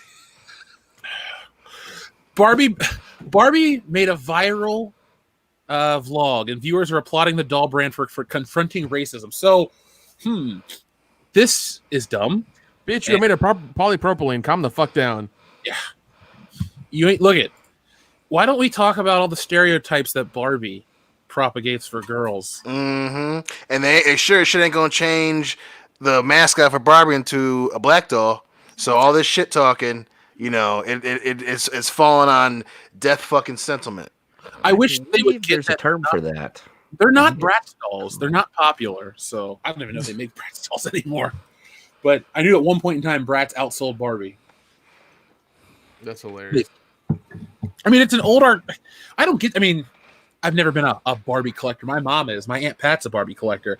I don't get the appeal. It's just like an ugly pink box with a really dead-eyed doll wearing some like McDonald's uniform or dressed as George Washington or some dumb shit like that. It's like, this is the face of a brand that's going to tell me how to act. So let me read this real quick. Barbie sat down for a real talk about racism with her good friend Nikki in the dream house, and nothing was off limits. The pair unpacked white privilege, the struggles of racial bias, and what it means to be a true ally in the YouTube's Barbie vlogs. Okay, first off, you're a fucking toy. Oh you my God. know about white privilege because you're fucking fake. You don't exist. You're not real. You're a toy. If Buzz Lightyear wanted to sit and talk to me about racism, I would kick Buzz Lightyear. This is stupid. Oh my God. So I'm on the actual. What I love is the trope of here to show you that I'm really serious about talking about racism is my black friend. Talk about it. Right. It's like you can't have an honest discussion about race or anything unless you have my black friend sitting here right here with me. Well, listen To to show you I'm right here. super serial about racism. Do you know how much they're ready to die on this sword? Oh God, please tell me. Please tell me. So much, in fact, that they'll turn the comments off of the video. Of course. Oh. Of course. 9.2 million subscribers get fucked. Come on. Well, they're all kids. And probably a lot of them are bots. I mean, if we're being honest. With the Barbie the brand. next generation's fucked. So, I mean, this video, everyone says it's going viral. The other Barbie videos do about as well as this. This is viral because this is what is it? Half a million views, and it's been a week. How's that viral? Dude, here's a question about Barbie. Barbie is currently live with 9.2 or 9.72 million subscribers. Only 96 people are watching Barbie. There are more people watching our show. More people are watching us than the Barbie doll, thankfully. Oh, good. And they're all wonderfully smart people who know what they want. And then who have impeccable taste. So it's yeah. Well, they know that Thursday belongs to us. So. Yeah, not Belongs to the boys. Belongs to the boys. Jeez. Oh my God! All right, this broke me. From the makers of Cabbage Patch Dolls comes My Little Black Ass.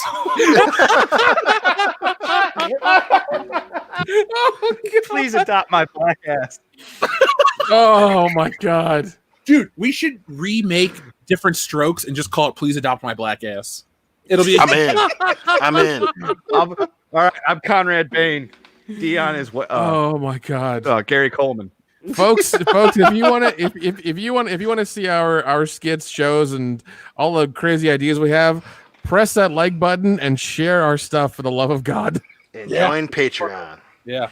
Yeah, because we need to get bigger and the world needs to see all the stuff we've got going on, so we can make this stuff. And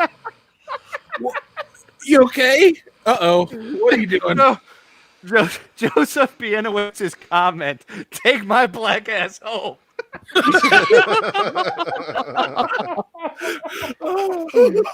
Could you imagine those adoption commercials? JP from Ages in the Outfield, take my black ass home. oh my God.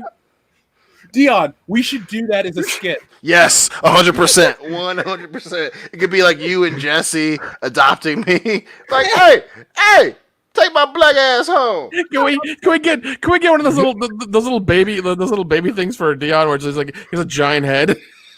Can we get one of those things? I was gonna take it in a weirder direction. Remember the Key and Peele East versus West football name skit? Yes. It's just a bunch of people, and every line, the joke is adopt my black ass. It's basically like the old dating video from the 80s where you'd go in and you'd do video dating and you'd watch it, be like, oh, my name's Sonny, I like this, that, and the other. Basically, it's a bunch of like adoption videos, and it always ends with adopt my black ass. Dude, that would be so fucking great. It'd be like, I'm Takahashi Morrison, adopt my black ass. And then at the end, it's just one white guy. He's like, I'm John Peters, adopt my white ass. And then it just ends with him getting adopted, and everyone looks at him like, what the fuck? Oh God. We would be trending on Twitter for at least a day. That'd be great.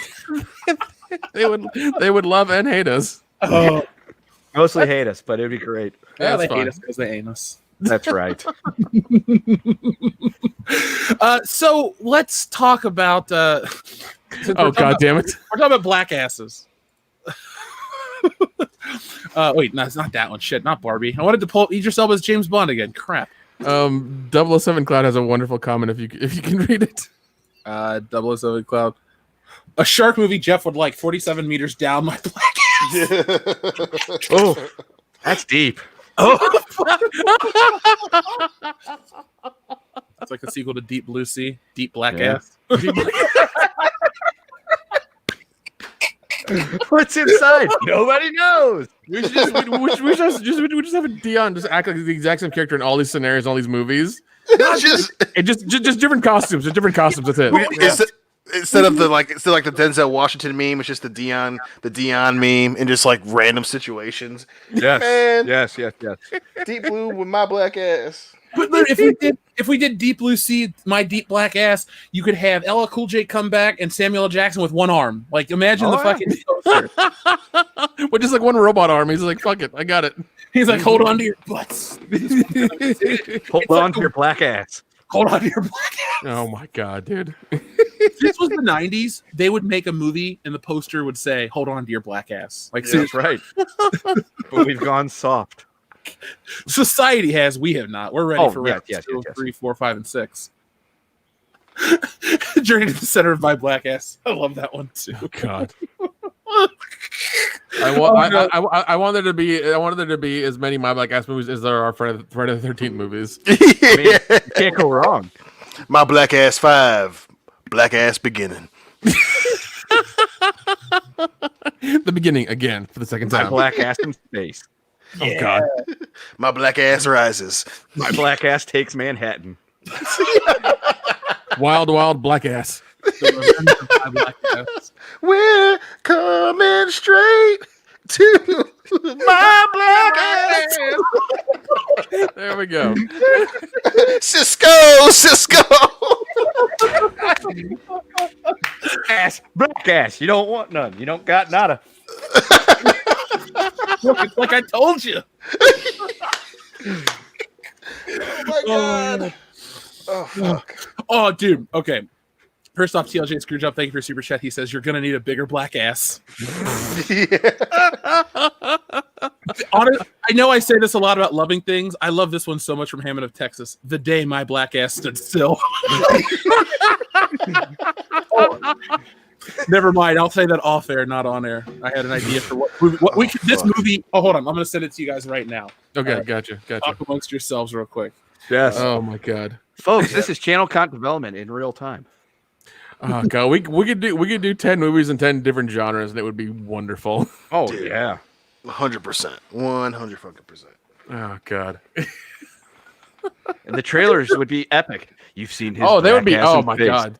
You've seen his black ass running from a killer. You've seen his black ass as a cop. But have you seen his black ass as a party clown entertaining children? Dion Green. And Wait, what? the clown with the black ass.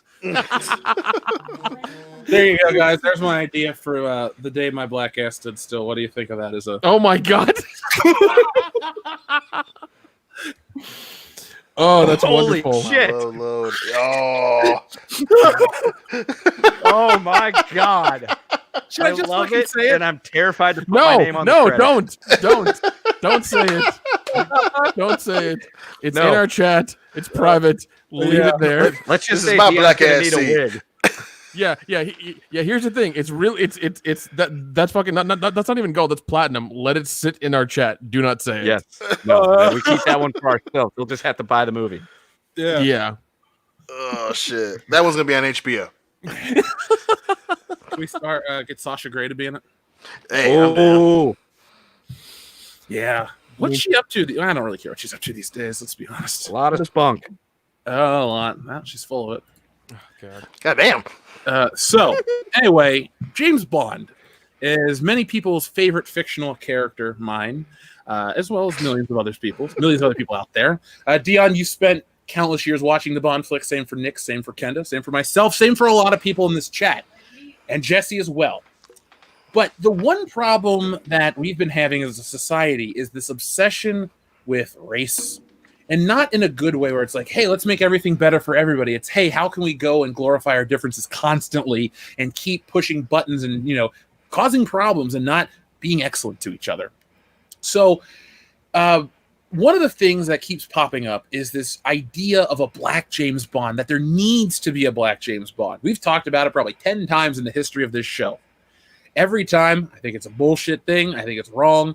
And now they're coming back with even more of it. Now, Dion, I will say that you had the best point ever. And, I've listened to tons of people talk about this topic for decades, or over a decade, honestly. Yes. But the point you made about, well, Bond can't be alone, but he can be a person of color, and how you talked about how that was such a disparaging remark to black people and this and that. Like, you go back and listen to the episode, folks, yourself, because I don't want to paraphrase Dion beyond that. But they're at it again, dude. So, you ready to hear more about this shit? Emotionally, I believe so. All right, so folks, be prepared because this is a doozy.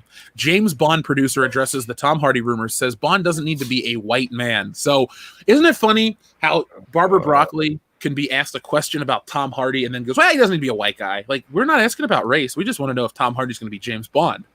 Calm down there, Barbs. So she being Barbara Broccoli, pronouns pal, recently addressed the rumors of Tom Hardy had been chosen to become the next James Bond following Daniel Craig's tenure. The rumor originated from Amir Kaya at the Vulcan Reporter, who claims that Tom Hardy would succeed Craig as the next James Bond following No Time to Die. Kaya claimed in his report that while Tom Hardy was expected to be announced as the new Bond in November, this doesn't seem to be the case due to the coronavirus. Nevertheless, I anticipate the announcement to come out this year. All the same, early 2021 also seems likely if No Time to Die gets delayed again.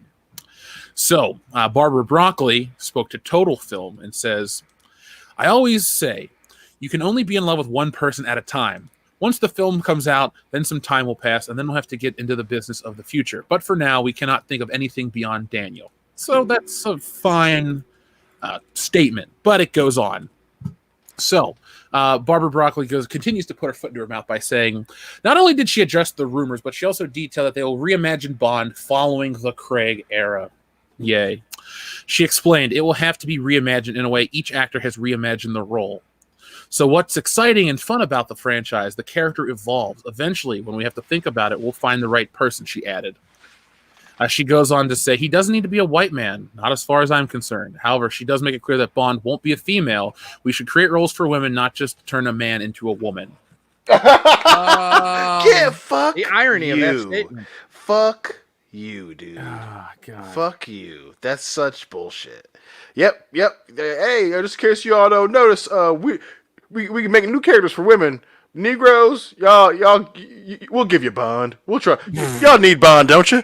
Fuck you. Fuck you. I love that. That's just so great. Oh yeah, we should create new roles for women, but black people and other minorities. Now we'll just race swap it because reasons. Progressive. You have Jeffrey Wright as Felix Leiter. What the fuck more do you want? Put them both together. Or better yet, you have 001 to 009. Have him partner with 003, and maybe he's a black dude. Do that fucking story. Yeah. There are several avenues to do that and still make him be a white guy, which is part of the character and part of what he does and part of the entire backstory of this character. And why don't you just realize that you're not Marvel or Star Wars and you don't have a universe to play in? You're focused on one singular character. Like, I wish Barbara Broccoli and Michael G. Wilson would just give the rights up to you. Give them to you. Shit, dude. Yes. If they gave me the James Bond rights, no one would ever have to worry about them bastardizing the character ever again because I'm the strictest Bond fan about that shit. Plus, if you're a collector, you'd finally be able to get James Bond merchandise again. And if you want, and you know what? I guess I'm campaigning for a job I'll never get because it doesn't exist. Also, if you vote for Jeff Hicks, you get a 4K. Folks, go to Twitter. Yeah, get to Twitter. You get a 4K remaster of GoldenEye within the first 2 years. So I mean, shit. Come on. Oh shit! Yeah, we're going all the way. He's got my vote already. Yeah, and you had mine. You had mine already.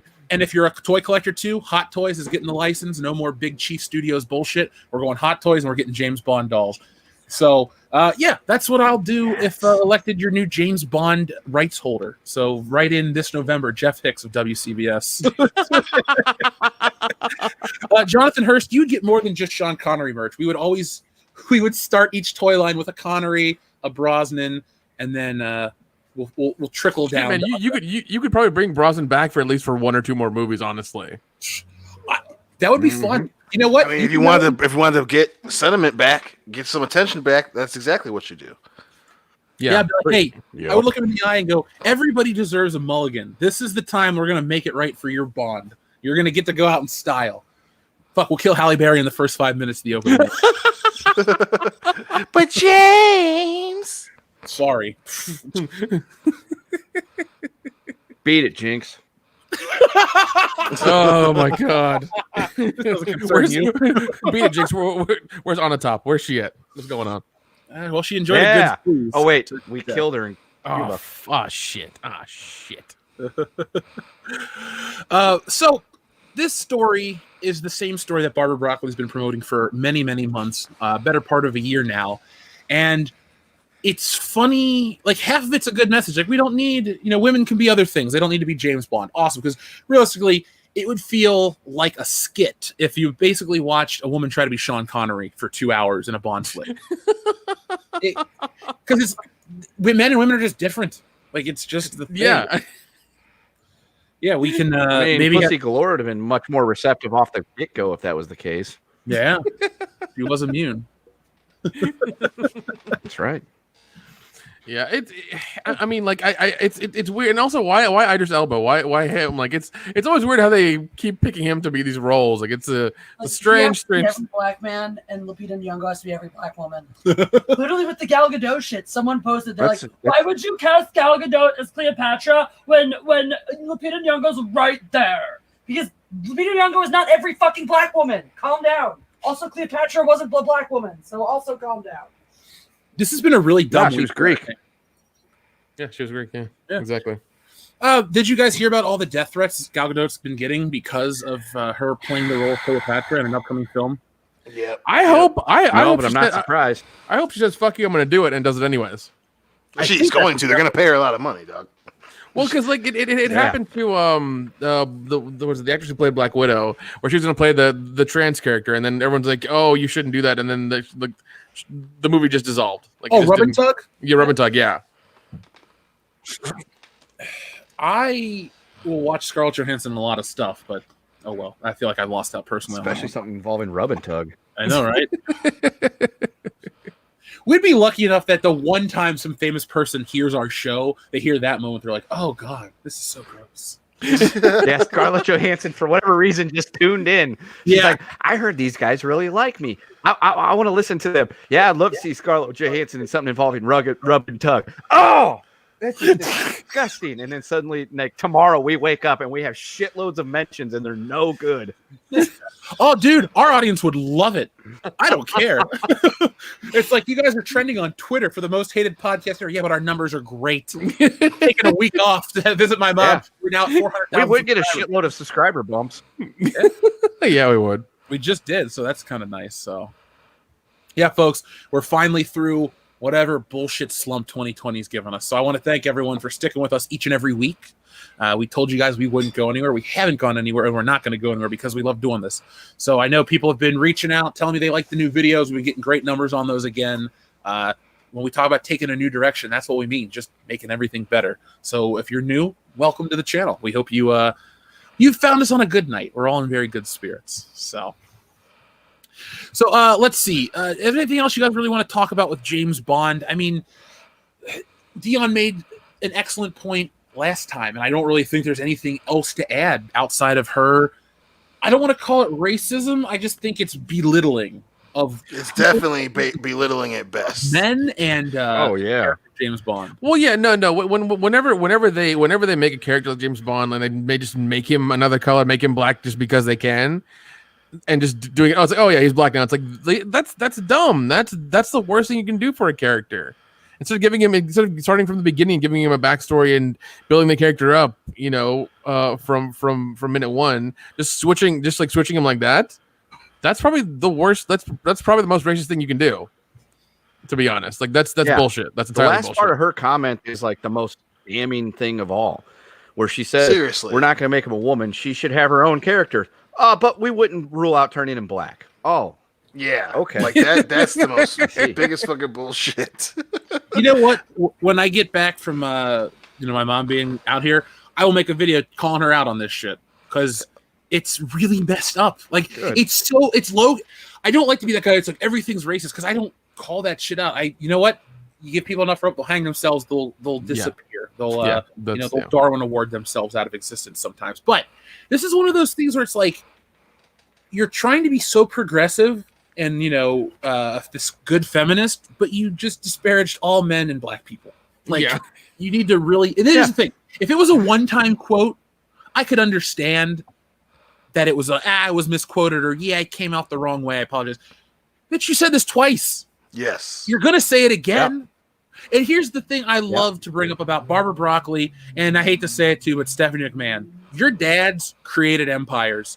You are riding on your family name coattails. You and Michael G. Wilson didn't build the Bond franchise, but we did this and we did that. You know what? Cubby, Broccoli, and Harry Saltzman built that shit from the ground up, all the way back to Ian Fleming. Who did they deal with? The guy. They're the ones that built the Bond franchise and made Bond a household name. Now, with them at the reins, they have brought in money and they're successful. That'd be a lie if I said that they've mismanaged Bond into the ground. Some would argue they have, with the quality of the Daniel Craig films and the direction they've taken. It's like they forgot that they created the Bond formula. They've been trying to steal it for years, but guys, you had it the entire time. Yeah. Do it.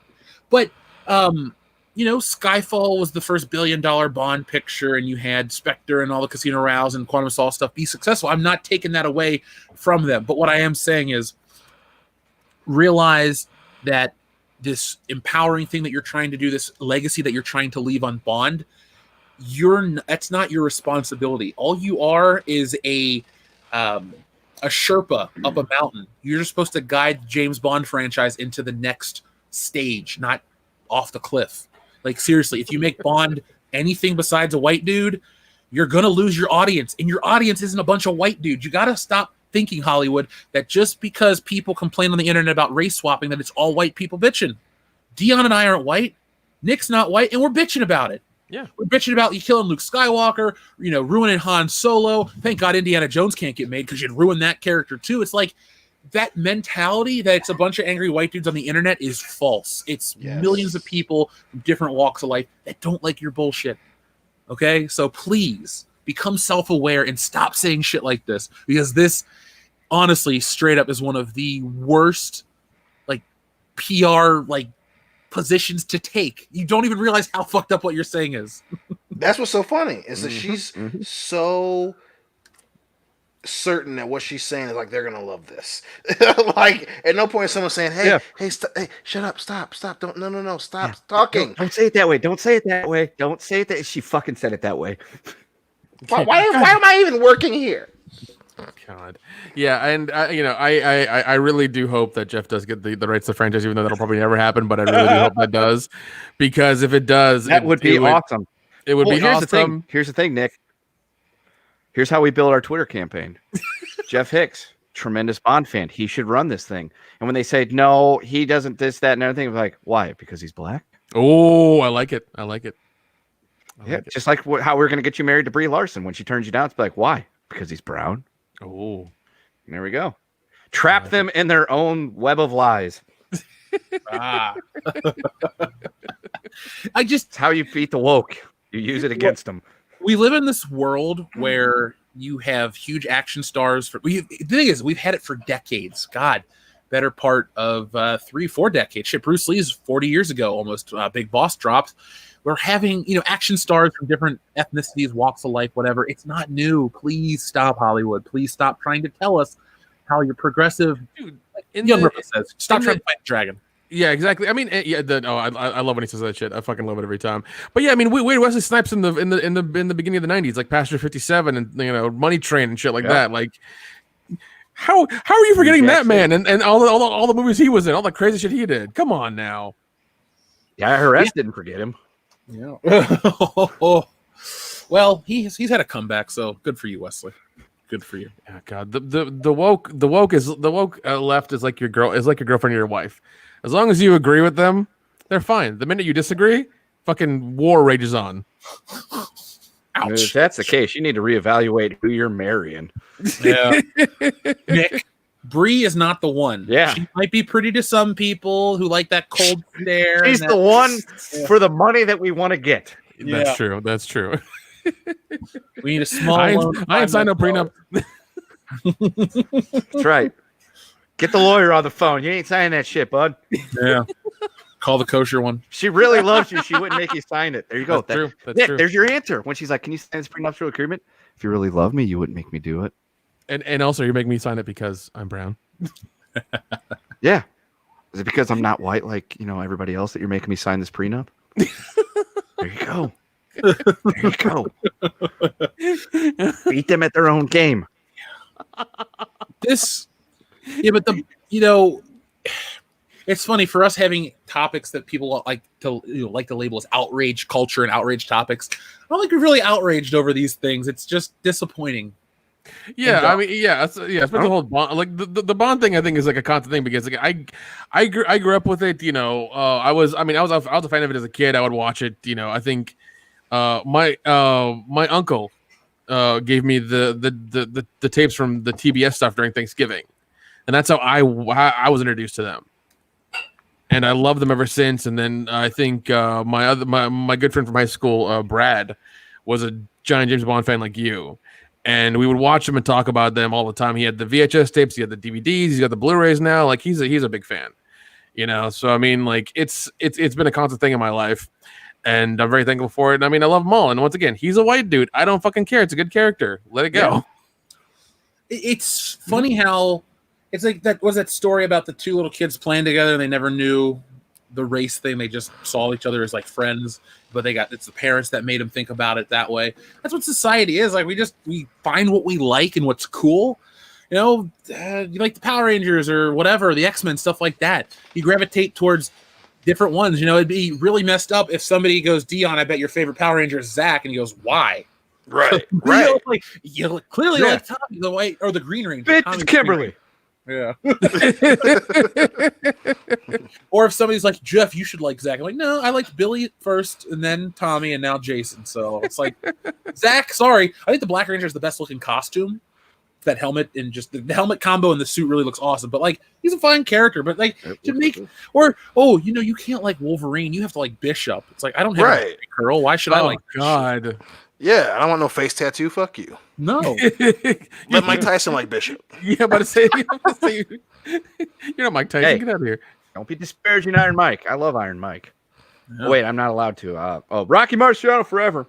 That's all you got. Sacrifice for everything.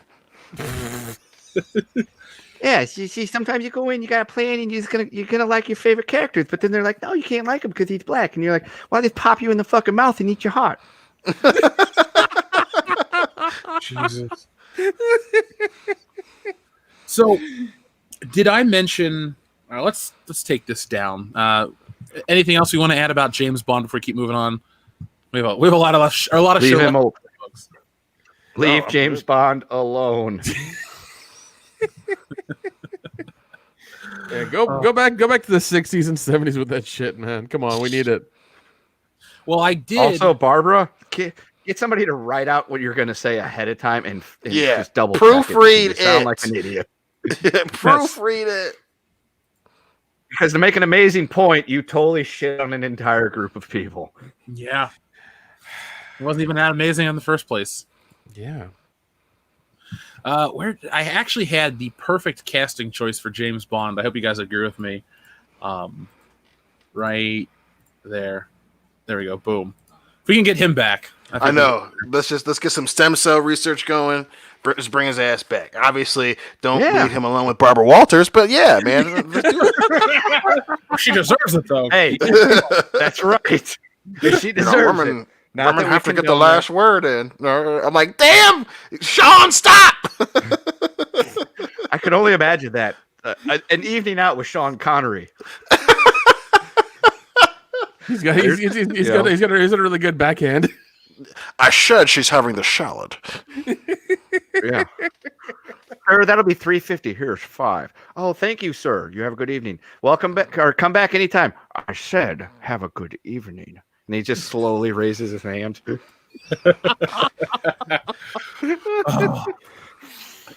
So let's see. Where were we? Oh, yes. Our friend Jonathan Hurst says, may we get a tequila shot stream for your birthday? We'll do what did we say? The 29th. We'll do our tequila shots on WCBS podcast. God, it's not going to be a very long stream. Yeah. It's about quality, not quantity.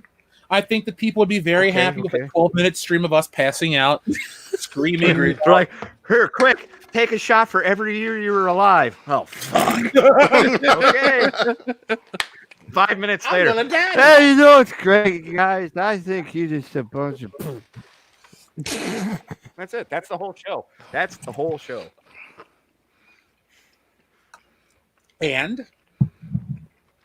Well, I mean, I'm not saying it's a bad thing. It's just, we like to go longer than, 5 minutes and 30 rounds of tequila. Well, I'll call you the sauce boss from now on. Barney Thank you, Dion. Anyway,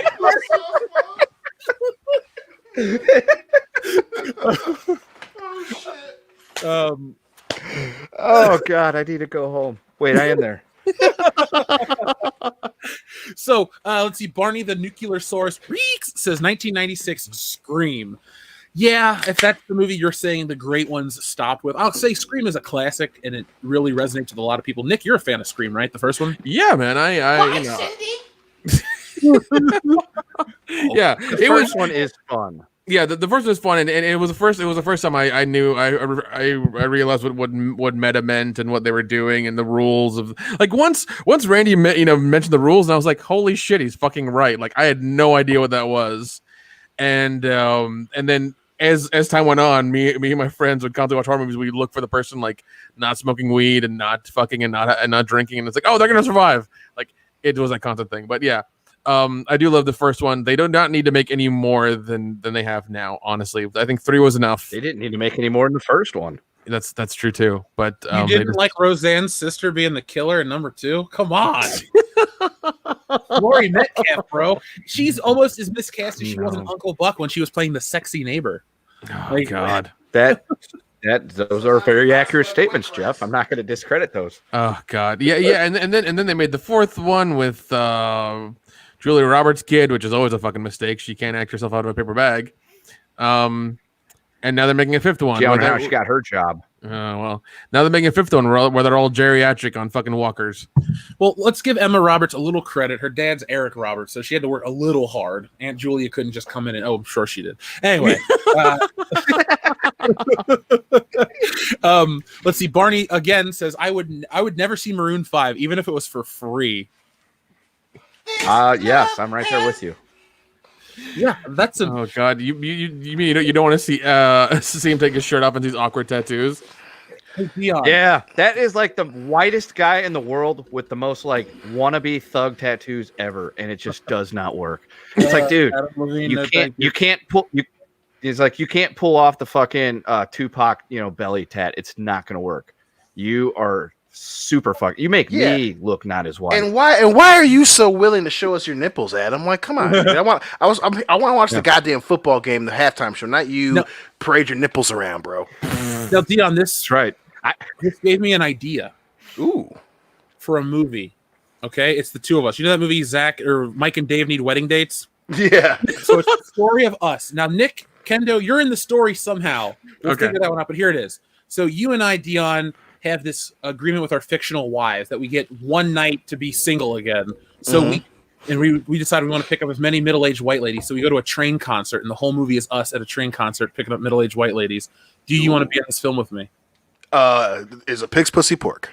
I just think it'd be perfect. I mean, it'd be hilarious. We can get Nick can be the random tattoo myself. Artist. Wait. Yeah, I volunteer myself to play every member of Train. I think exists. I think it's called Hall Pass. There we go. Yeah, it was. But also actually be funny. Oh no, 100%. That one was Owen Wilson and Jason Sudeikis. So yeah, the only Jason Sudeikis movie I think I've ever seen is We're the Millers, and I liked it a lot. I like that one. Hall Pass was not that funny. It was funny when he was pretending to go down on that girl. I can't remember what he called it, where you're using your fingers and you're just making the sounds with your mouth. But that part was actually really funny. And then it's JB Smooth with his fucking mush mouth, mashed potatoes accent. Just I don't even know who that is. The black dude that was in it. I'm gonna have to Google JB Smooth because I don't know who that is. Because what I was saying because it's crazy. Oh, I know him. Okay. I know him. He's funny when you can actually understand him. And he was funny in Horrible Bosses. He's in everything. Horrible Bosses is a fun movie. Yeah. If you like Jason Sudeikis, you should watch a good old fashioned orgy. All right, I'll check it out. Yeah. Wait, it's on Tubi, actually. It's on Tubi right now. Or is that just an advertisement for a certain sect of videos you're watching nowadays? A little bit of column A, a little bit of column B, man. It's 2020. Okay. You gotta keep things weird. So the lockdown has been very strenuous on you. You've already cleared out most of the backlog, and now you're going on the new shit. Yeah, man. He's going in the neutral zone, baby. I've run out of stepsisters and stepmothers. What's next? Old fashioned. I'm in. There's only so many steps I can take. Okay. Paul Otis, thank you very much. Paul sends in a fuck, marry, kill. Kevin Smith, Rob Zombie, Amy Schumer. Oh. Dude, I just put my coffee Okay. up. All right. I think shit. I got this. Oh God. You're gonna fuck Rob Zombie. Whoa. You're gonna marry Kevin Smith, and then you're gonna kill Amy Schumer. See, I think I'm going the other direction. I think I'm going to fuck Amy Schumer, because girl. Marry Rob Zombie, because even though he's not very talented outside of, he's rich. And then I'm killing Kevin Smith. Why? I can't. Well, see, here's the thing, though, Dion. Listen, I cannot. If you marry Kevin Smith, he'll put you in his movies. Right, but he's Lassie right now. He's a dog with cancer. He's in pain. I need to put him down. We have clips 1 and 2. That's it's time to go. It's time to go. It's time to go. Hold your tongue. We'll get another heart attack. Oh my God. Hold on. I also love probably the worst thing that's been said on the show tonight.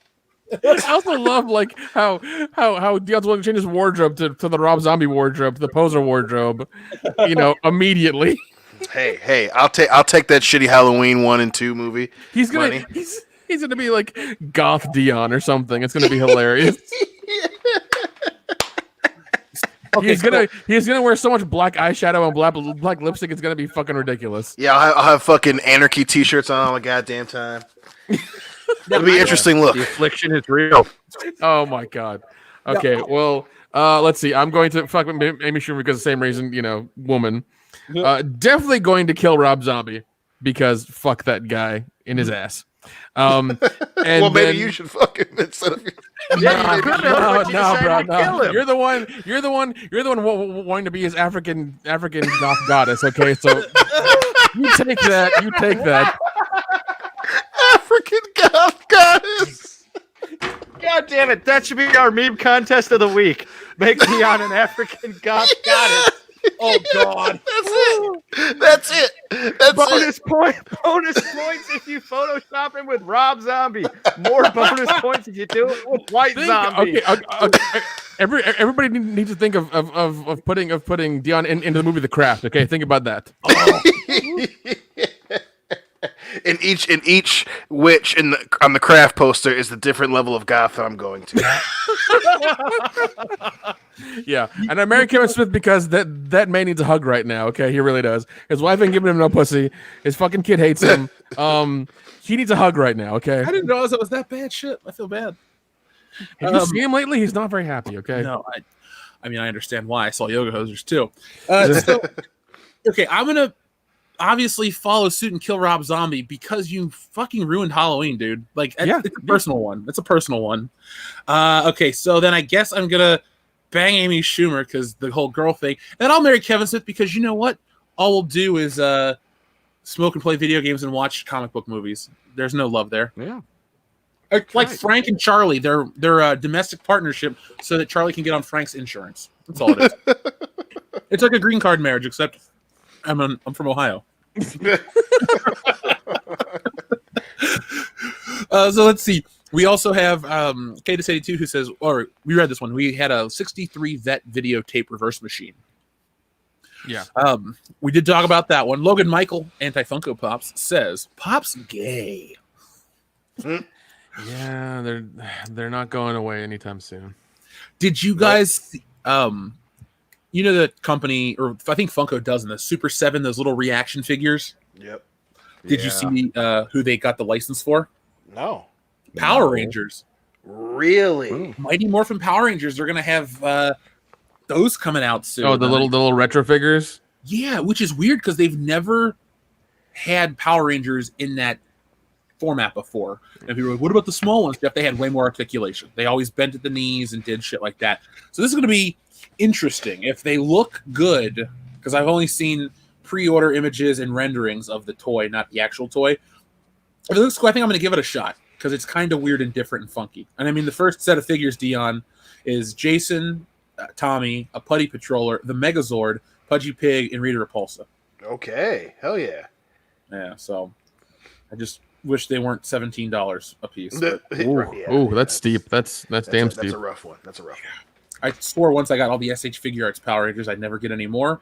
And I pretty much lived up to that outside of getting a couple bad guys from Hasbro. And it goes to show, folks, that there are just some things you never outgrow. And for me, it's Mighty Morphin Power Rangers toys. I don't blame you, bro. I do not blame you.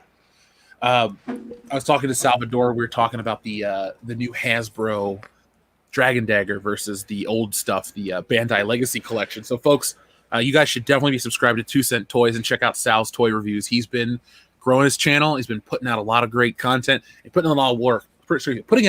And I'm privy to getting to see a lot of the behind-the-scenes stuff. So I don't want to say what's coming because I don't know how he does the spoilers or surprises and stuff. But just be subscribed and check out his stuff. Jason Murillo, says, hail from California. Oh, I'm out here too, buddy. He says, so I saw Tenet in IMAX and found the action good, but ending felt rushed. Question for all. Do you think the delay to Dune and Batman will improve or impair the final product? Excellent question, Jason. Thank you very much. We'll take it with you, Kendo, first. Do you think the delays of Dune or Batman will improve or impair the final products?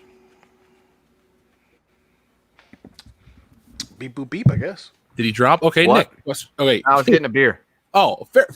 Good reason. Anyway, do you think that the delays to Dune or Batman will impair or improve the final products?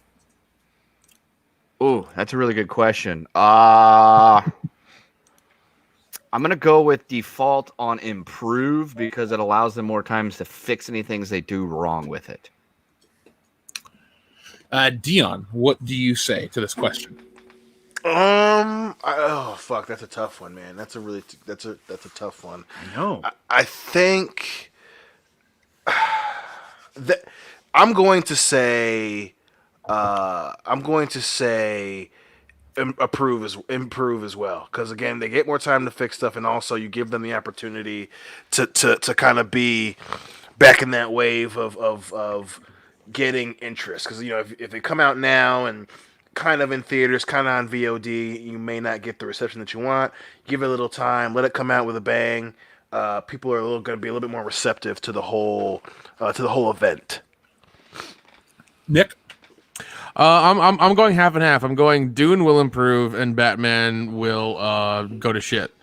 Only because DC loves in Dion's words, the taste of that barrel. Yep. Because I think they're gonna be like, oh yeah, we're gonna put all this stuff in it. Oh yeah, we have extra time. Stuff more shit in there. It's gonna be great. It's gonna be 2 hours and 45 minutes, and everybody's gonna love it. It's gonna be awesome. And then we're gonna get this product and be like, fuck. I would rather eat my hat than watch a 2 hour 45-minute Bat movie. God, I know. But I hope it's good, but I don't know. Yeah, I mean, there's all kinds of stories and news and rumors and all of this stuff, and I'll just show a picture of. I never thought in a million years that Batman on the Batcycle would make me laugh for how lame it looks. Because you're thinking like, oh, Batman on his motorcycle, that's badass, that's cool, it's Batman. And then we got this. Yeah, it's kind of a disappointment. It almost looks like the one from the Adam West era days, like minus the little fucking sidecar. It looks like shitty cosplay. Yeah, it does. It's so funny how people are like, you can't judge the film. It's like, we're not judging the film, we're judging the costume. Oh, God. This is the costume. Well, it's going to look different on film. Yeah, those little CGI markers will have a cape or some shit. It's still, It's still like a grayish brown Batman costume. Yeah, it's like if you're fucking the shit released now is going to look that different from in the movie, that means that something went wrong. Yeah. It means they agreed with us that the costume looked fucking terrible. Yeah, and once again, if anybody's just like, oh, you're judging it by the trailer, get fucked, because that's what the trailer's there for us to judge it. And if you want to, yeah. Don't give us this shit about, oh, you can't judge it from the trailer. You've only seen this much. That's the point of making a trailer. Mm-hmm. I'll answer the question directly. I think that Dune will be impaired. I think Dune will hurt at the box office. Do I want it to? No. I want to just preface this before anyone thinks, oh, Jeff hates Dune. No. Jeff doesn't really have any interest in Dune, but Jeff wants to see Dune succeed. There's only a handful of movies that come out and I go, I hope this one fails because fuck you, that's why. Dune is not one of those. Look, there needs to be more sci-fi and horror out there, because I actually had this discussion, and And they didn't like it because I'm in a lot of these Halloween, the film, not just the holiday, but the actual Halloween movie series groups. And every day people are asking, can I get a download link? Can I get this? Can I get that to watch these movies? And I just flat out said, stop stealing this shit. I said, you people are the reason why horror conventions are laughed at and horror movies have low budgets and don't do, $1 billion because you people aren't paying for this shit.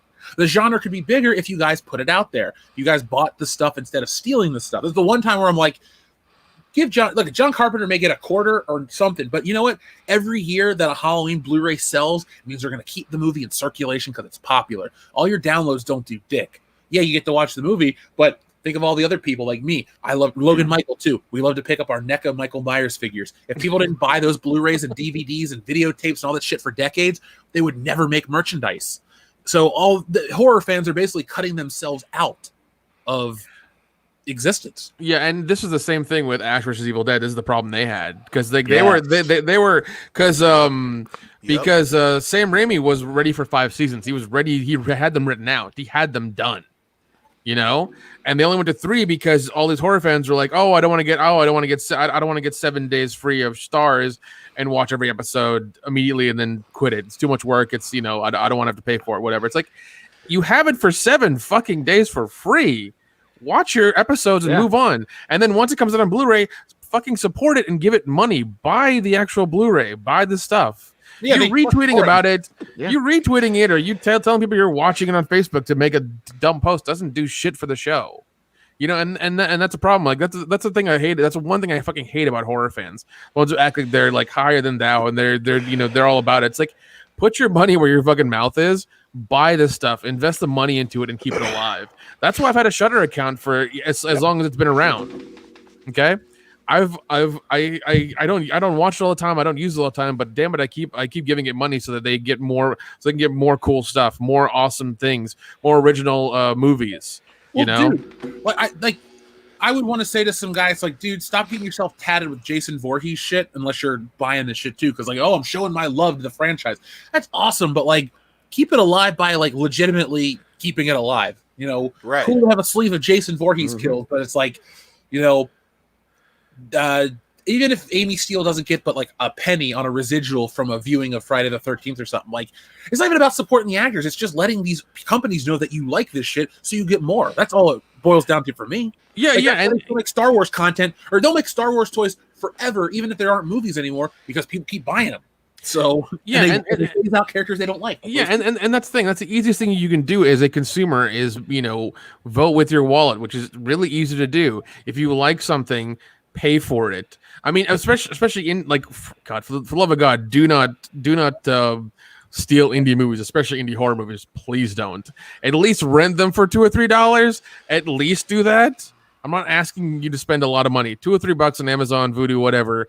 Just rent it for a day. It's not gonna kill you. Yeah, okay? When shit when they just did the horror version of Blumhouse just did Paradise Island. Go and fucking see that movie. I took my wife and my sister to see that shit.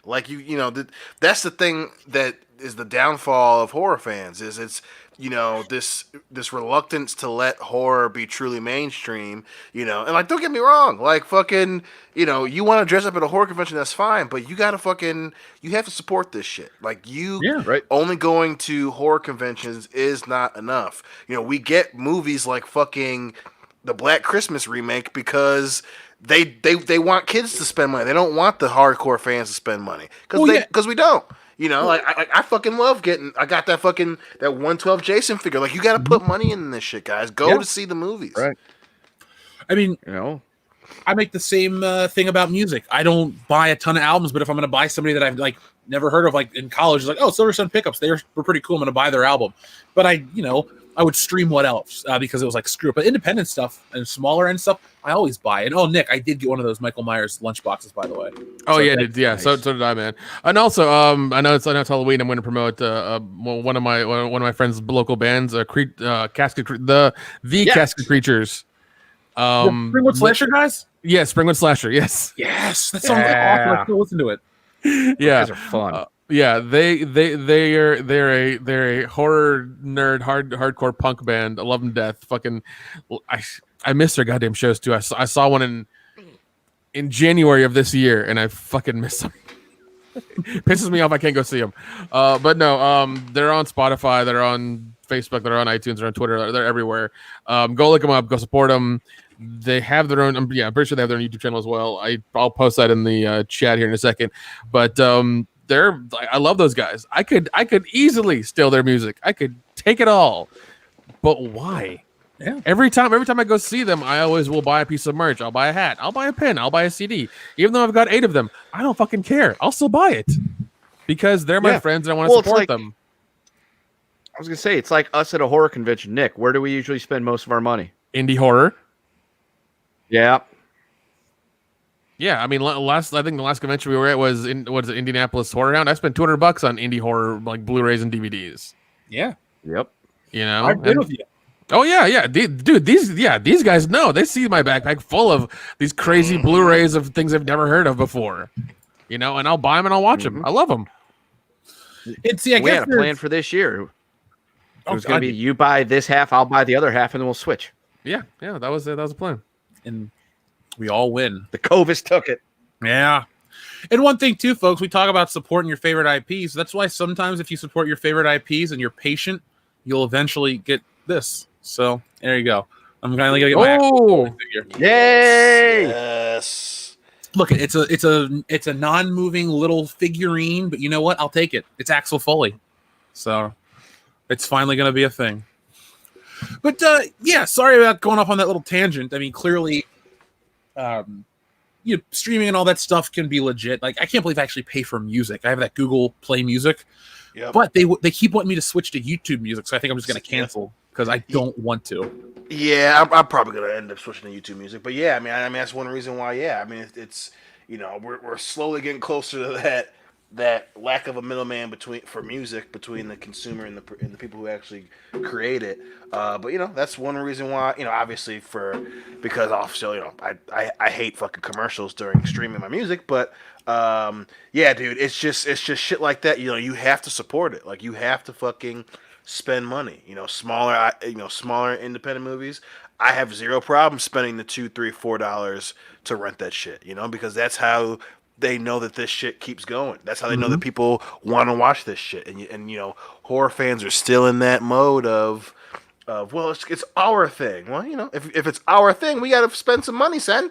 They ain't doing this shit for free. Oh no! I mean, even if you just watch it on AMC, like that's something. Yes, 100%, 100%. Or even if they're free on YouTube, they got ads. Watch the fucking ads, man. Oh, definitely, yeah, definitely. If somebody's put their movie up there, turn off your ad blocker. Watch it with ads. Just do it. It's fine. Also, to address Freddie Delgado and anyone a fan of the Hatchet films, I fucking love those movies. I've met Adam Green before, like once at a horror convention. He's a cool dude. I own all of them on Blu-ray. I'm trying to get the comic books right now. So yeah, I love the Hatchet movies. I love Adam Green. I got to meet him once. Very cool. Dude's pretty cool. I like Holliston. Holliston is on Shudder, and if enough people watch it, we might get a season 3. Oh shit! Yeah, I'm gonna go back and watch it then. Oh, Nick, check out Wild Katarn's comment there. Any Trick or Treat fans out there? Limited release film that's beginning to build a cult following. Wait, Trick or Treat? Oh, yeah, that dude, movie was fun as shit. Well, hold on, let me see. Okay, yeah, no, that movie was awesome. They still like, I went to, what is it?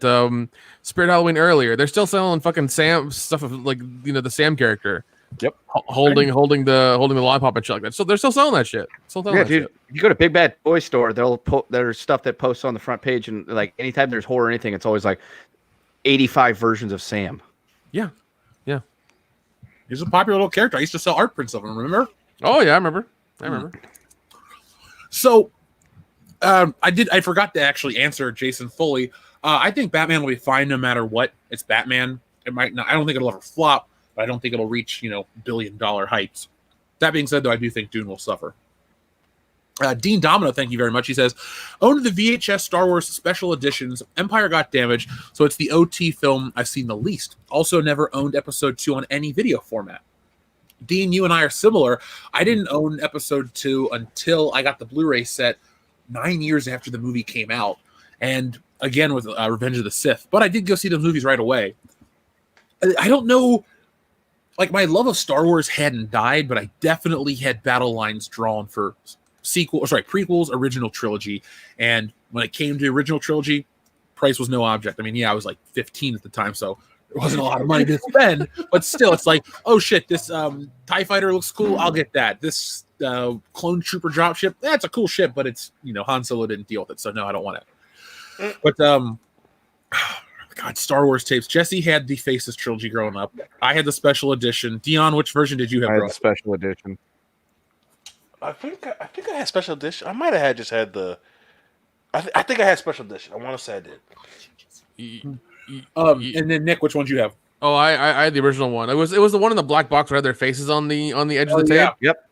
Yeah, that's the original one. Yeah, so I never. So I have the old one. I don't have the special edition ones, which I'm kind of happy I own that kind of copy. So, Grand Moff Inquisitor said something about an Axel F top. Did you send that to us? Because somebody sent us one for sure, and I have it at the original WCBS offices, aka just one. But, yeah. Adrian Vergara, thank you very much for coming for the super chat and joining us each week. How about all 276 episodes of Dragon Ball Z on VHS? LOL. Oh God, Bro, you wouldn't have the room. Yeah. Because they would always want to put one episode per tape to jack up the price. Yep. Yeah. You'd have to get a fucking storage locker to be able to house that stuff. Hey guys, you want to see my Dragon Ball Z collection? Yeah, sure. Where's it at? Well, come on, we gotta get in the truck, and it's 5 miles away at the Store R Us. in one of your storage lockers, just one of them. Yeah, that's another thing about tapes that people forget. Oh, tapes are great. Tapes are great. If you're watching a movie that was more than 2 hours long, you had to like get up halfway through it and change the tape. It sucked. Oh God, like Titanic. Yes, it's a minor inconvenience, but it's a pain in the ass. I'm trying to think. I hated when they would speed up a film to compress it for a tape, like it was slightly quicker. Yeah. I feel like I heard a version of Star Wars once that it was slightly sped up. I think it might have been one of the old CBS Fox releases. I could be wrong completely, but I just remember there was like one Star Wars tape I refused to rent because it was faster, and it just always threw me off. Colonel 9601 says, fun fact, first film released on DVD, Twister in 1996. Last film released on VHS, A History of Violence, 2005. Oh wow, interesting. I've only seen Twister. I've never seen A History of Violence. Yeah, Dion loves Twister. Well, listen, man. Listen, one of my favorite characters is in it. The old Helen, you know what? But also, History of Violence is also a great fucking movie. Yes, it is. Oh, so Dion. Yes. Bonnie Hunt or Helen Hunt? Who are you taking home? Ooh, give me Helen. Because she has this affinity for wearing white T-shirts and getting them wet. So she clearly wants me to see them nips. Kendo, Nick, Honey, Helen or Bonnie Hunt? Now or in their prime? Prime. Oh, okay. That's different. I'm still gonna go Helen though. Yeah, Same. I think I'm gonna have to go with Helen as well. Are they even related? Probably I don't not. think so. But I always it's thought they were hilarious. until this very moment. I was like, wait, maybe they're not related. Oh well, they're both relevant in the 90s. Dixon Sider says Dion is so hot I'd hit that harder than Ray Rice in an elevator. Damn. Oh, enjoy your suspension, sir. 4 games. The 4 games. The NFL doesn't like that shit. Dion's chair says Dion is working on a fan film on VHS. Dark Fate starring Dion and Lena Dunham. It's Dark Fate with explicit puppetry of Dion and Lena. WTF. A lot of Dark Fate. What do you say about that, Dion? I refuse to have my name drugged through the mud, but I'd watch that. I mean, is it bad that I'd watch that too, but only for my friend and not Lena Dunham? Because, oof.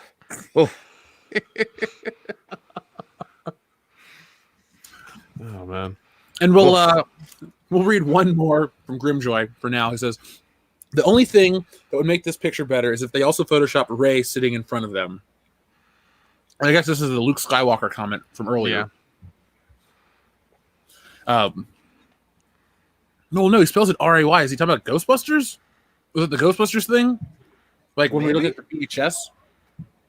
Because if they photoshopped the ghost blowjob face on any ad in America, it's guaranteed to sell. Oh yeah, I'm buying whatever it is. It could be a soup strainer, and I'm still buying it. Or pickled herring or something gross. Pickled herring. Well, pickled herring's not gross. Come on now. Uncle Ray's old-fashioned Cajun pickled herring. I'd buy that. I know you would. Oh, man. Kendo, if every consumer in the world was you, I would be the world's richest businessman because I know you. I like fish. And then we did read Tippy Tama Kitties about the replacement for Stealing Solo. Thank you again, Tippy Tama Kitty, for backing Stealing Solo. So, in front of you folks is Spider-Man, or Spider-Boy as we like to jokingly call him.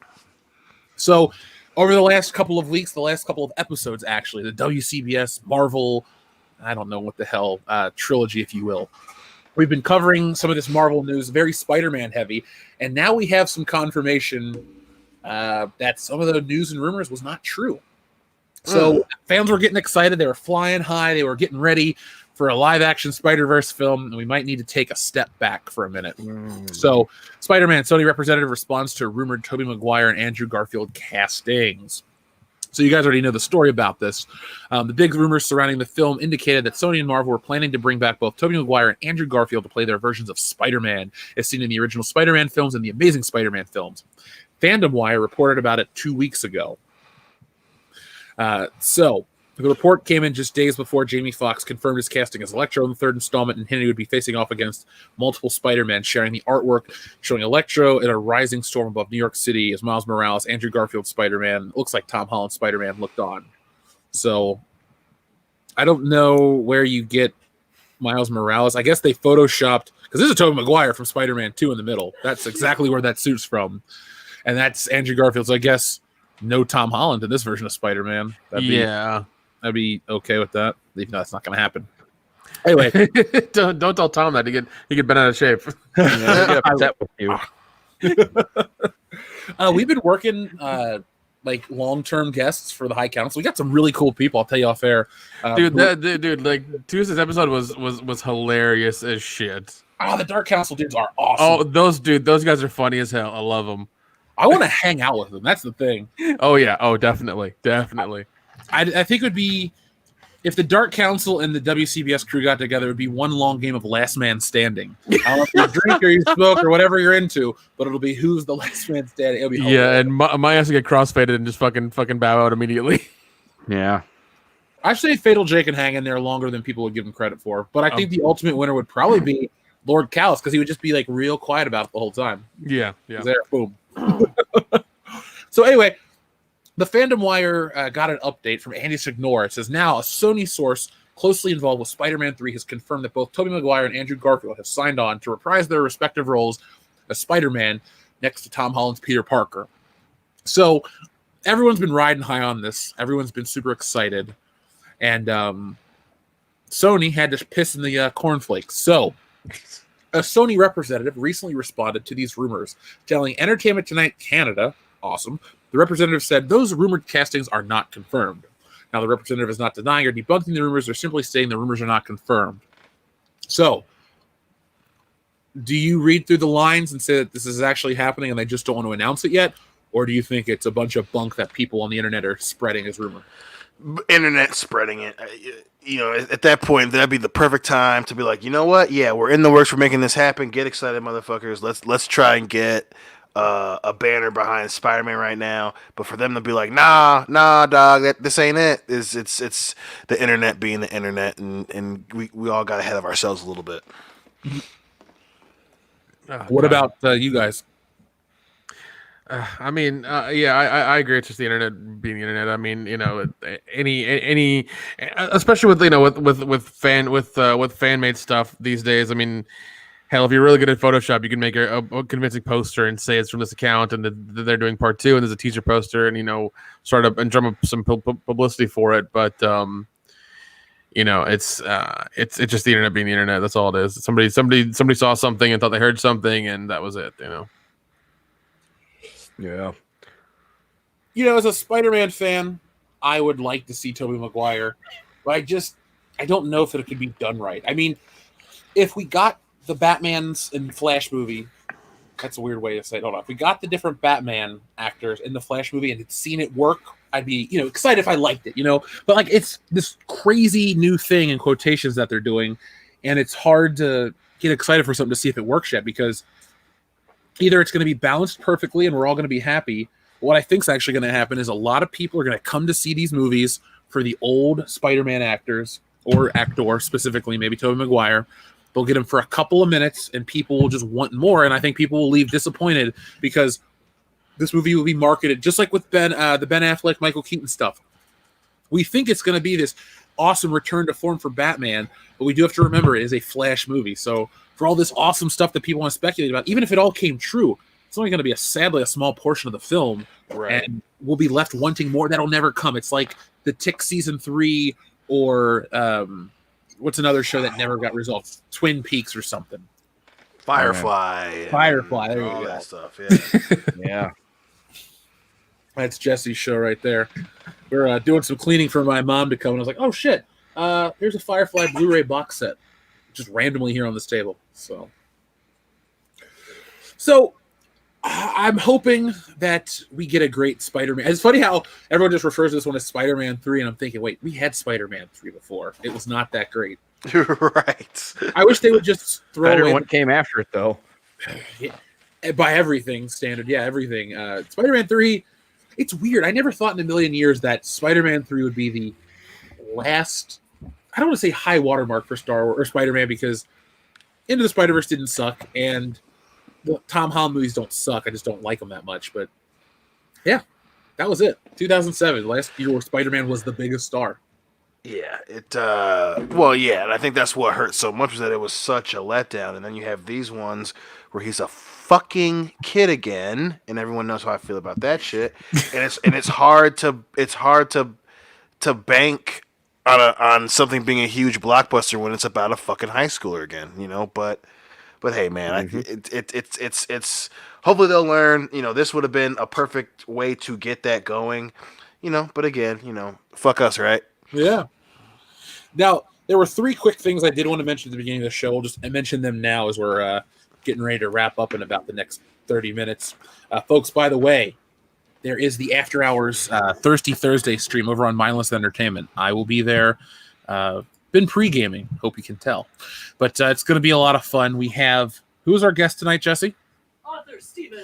Author Stephen Walton of the Fandom Menace Volume 1, 2, and soon to be 3. So that's going to be a fun show, folks. You can join us over there. We'll be drinking. We'll be doing all that great stuff. I'm getting ready to drop the link in the chat in just a second. But just because, this show ends, like I said, doesn't mean the fun stops for tonight. You can always find me after our streams over on Mindless Entertainment, because I technically live here too, in Mindless Entertainment land, and you have more of that. I'll drop the link in just a second. Apparently, a ton of my YouTube subscriptions. There we go. Jesse, you know how you jokingly said about setting the stream too early would cause a problem? Yeah. I couldn't find where it was. All right, folks, there's the link to the after show. Boom.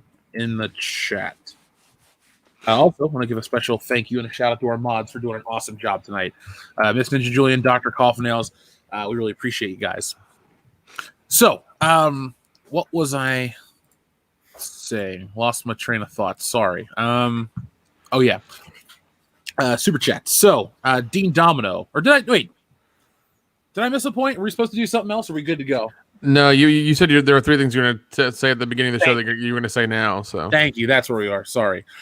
First off, Dexter is coming back. Oh yeah. You posted that, which is like the most fucking 2020 thing that I can think of. Like we kept him like, chopping wood. Now we're bringing him back to kill people. Like I said, loved that show when it was new. Dion knows I was nuts for it. I mean, fucking Hillary, I got you. Yep. I got Hillary to get the box sets, and you guys were watching it. We were all into it, and I mean this isn't like trying to be a hyperbolic statement and be funny. I have never been more let down than I was with the finale of Dexter. Like, I maybe have never talked about it because I don't watch Game of Thrones, but I understand how people feel that were disappointed by season 8. I had my own season 8 for Dexter, and it was dog shit. Everything about the show that I loved went out the window. They turned it into the Deb show and all this other crap, and they had a stupid ending. And so I always go on about, I want a Beverly Hills Cop 4, or I want to see Pierce Brosnan as James Bond again, or another Tobey Maguire run to set the record straight and let the last memory of these characters on film or on TV be a positive one. But fuck Dexter. You don't deserve a nice, happy send-off because there's nothing else to do. What's he going to be? The same shit, except in Miami. Being in Miami, he's in what, Montana? Or in the middle of like, awesome. I loved the show. I like Michael C. Hall. I think he's a great actor, but this is just not. I don't think this is going to work. Do you guys? No. Unless you eliminate the last 2 seasons and just like pick it up from there, it ain't gonna happen. It's not gonna go well. But again, I like Michael C. Hall. I'm down for him getting that bag. But yeah, I can't. I do not see it being at worst. I just see it being a weird whip-off of Fargo, but with a serial killer in it. And I hope that's not the case, but that's all I can see happening. Yeah, actually, I was thinking about that earlier. I was like, it's probably just going to be that. But even then, I hope that they're not going to fucking 2020 it up and where he just starts killing like, only white men. Yeah, only white men, and he goes after like white supremacists and like there's really obvious shit he does. Like just about the whole 2020 vibe is what he goes for.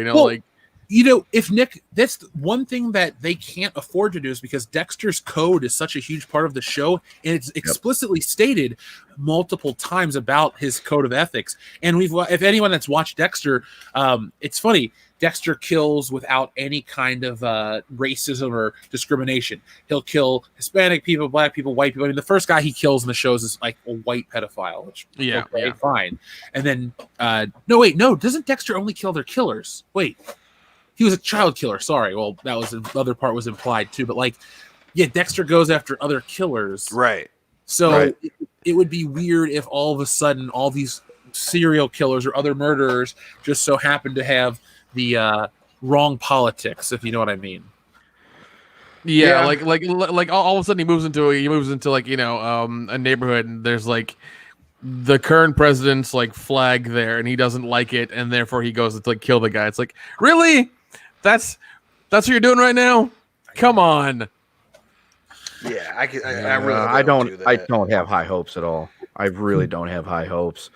Like I haven't even watched. Okay, so I was a huge Dexter fan. I was reading the books. I was watching the show. Oh, damn. I tapped out after about book 4 when there was some weird stuff going on in there where Rita's children maybe having dark passengers and Dexter's thinking about being a cannibal and all this stuff. I'm like, okay, I'm done with the books for right now.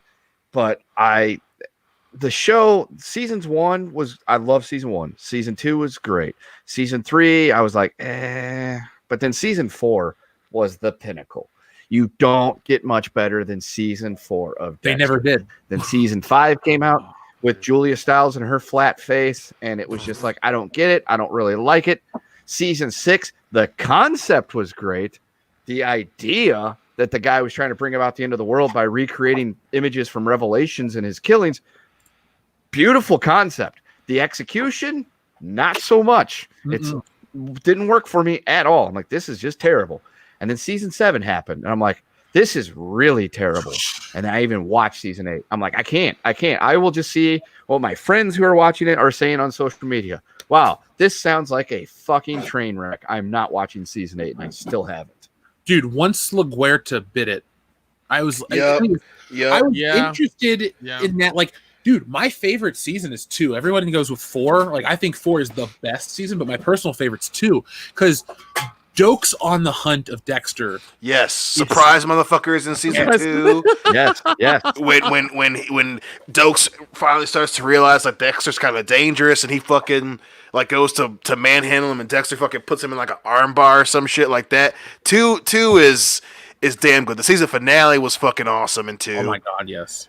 I don't blame you for having 2 as your favorite, man. God damn it, Dexter was so good in the beginning. Fuck, what the fuck happened? Yeah, dude, it was. Would you like me to regale you real quick of what happens to Dukes in the books? Yes. Sure.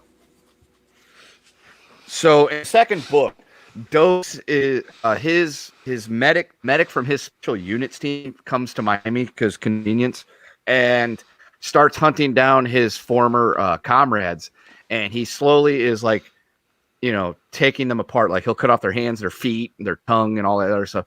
So Dexter ends up saving Dokes, but not before he loses his hands, his feet, his tongue, and one of his eyelids or something like that. And so Dokes is still alive in the books, but he's like semi-mecha Dokes. Mm. Oh, And LaGuardia bites it in the first book. Oh shit! Spoiler. Nah. Yeah. I got into that show because of Joel, and that was one of the best things Joel ever introduced me to. That and learning how to distinguish a lot of different comic book artists. So Joel, thank you. But dude, like, there is a weird, creepy vibe to that show. It had this weird sexiness to it. Like everything about Dexter just worked. All the characters had great motivation, like everything, dude. And if somebody's like, Jeff, they can recapture that guaranteed. I don't know if I want that anymore. Like we had it. So the other thing I wanted to bring up outside of Dexter Returns was the fact that there's a trailer for the new Saved by the Bell. What? Wait, hold on. What the fuck did you just say?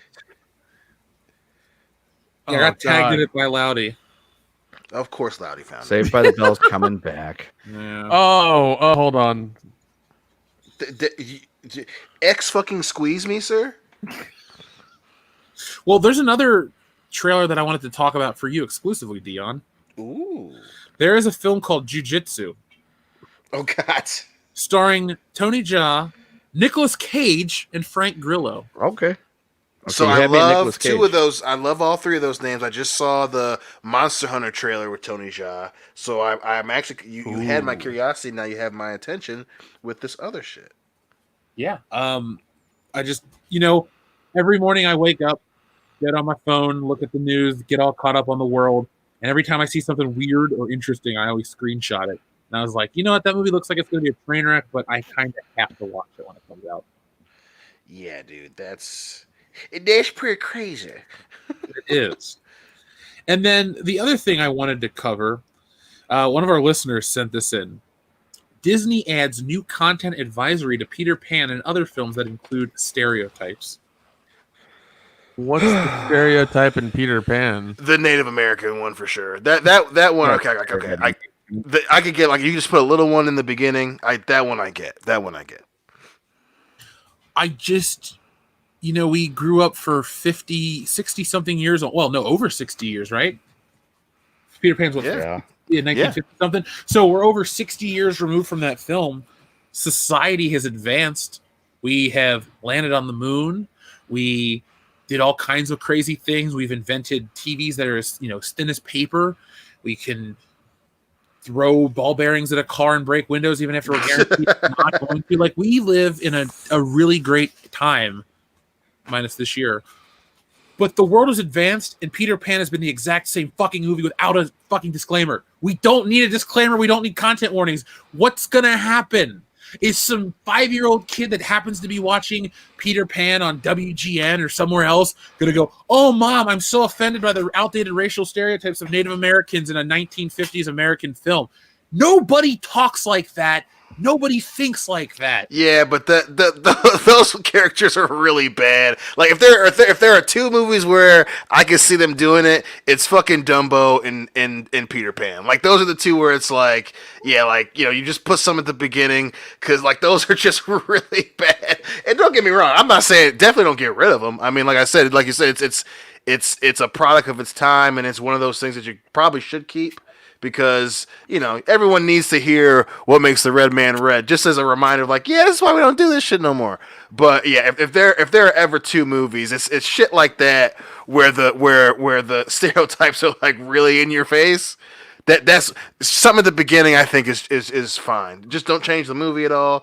But yeah, that one is like, at least it's not Songs of the South. To handle the live action one. Like the Rodgers and Hammerstein live action Peter Pan, the woke wouldn't know what to do with it. Tiger Lily's a white girl. Okay, you got a problem there. But Peter Pan's played by a woman. So yeah, Mary conundrum. Mary Martin? Yep. Yeah, Mary Martin. I almost said Mary Millington. That is a different actress. Yes. Anyway, yeah, I just wanted to bring those up. I just thought the Dexter stuff was an interesting talking point, and then bringing back shows like Saved by the Bell and shit. I know I'm of the right age to have watched that. I didn't like it back then. That show is so overrated. You can't really find anyone that loved Saved by the Bell. Like I just remember when it would come on Saturday mornings, the reruns. I'd fucking turn the channel. I fucking hated Saved by the Bell. Saved by the Bell is like MASH. When that show comes on, it's time to change the channel. Yeah, that trailer is fucking god awful. It's just a promotion for Mario Lopez and Elizabeth Berkley because they're in the trailer the whole time, and they're like the teacher and like the they've got principal. nothing else going for them. They really don't. Really like don't. it's like they're the only ones. Like they make. Are you two sons of bitches insinuating that Access Hollywood is not having something going for him? God damn it, Mario Lopez is a semi treasure. He's kind of like, Jade. You think it's kind of cool, but it really isn't. No, he really isn't. Mark Paul Gosselaar's got a decent career going. He was on that Franklin and Bash show that was really popular. Tiffany Amber Thiessen is still good looking and still gets work. Lark Voorhees is gone fucking mental. So has Screech. Oh, yeah. And he beat up Horseshack like 12 years ago. That was his last fucking relevance.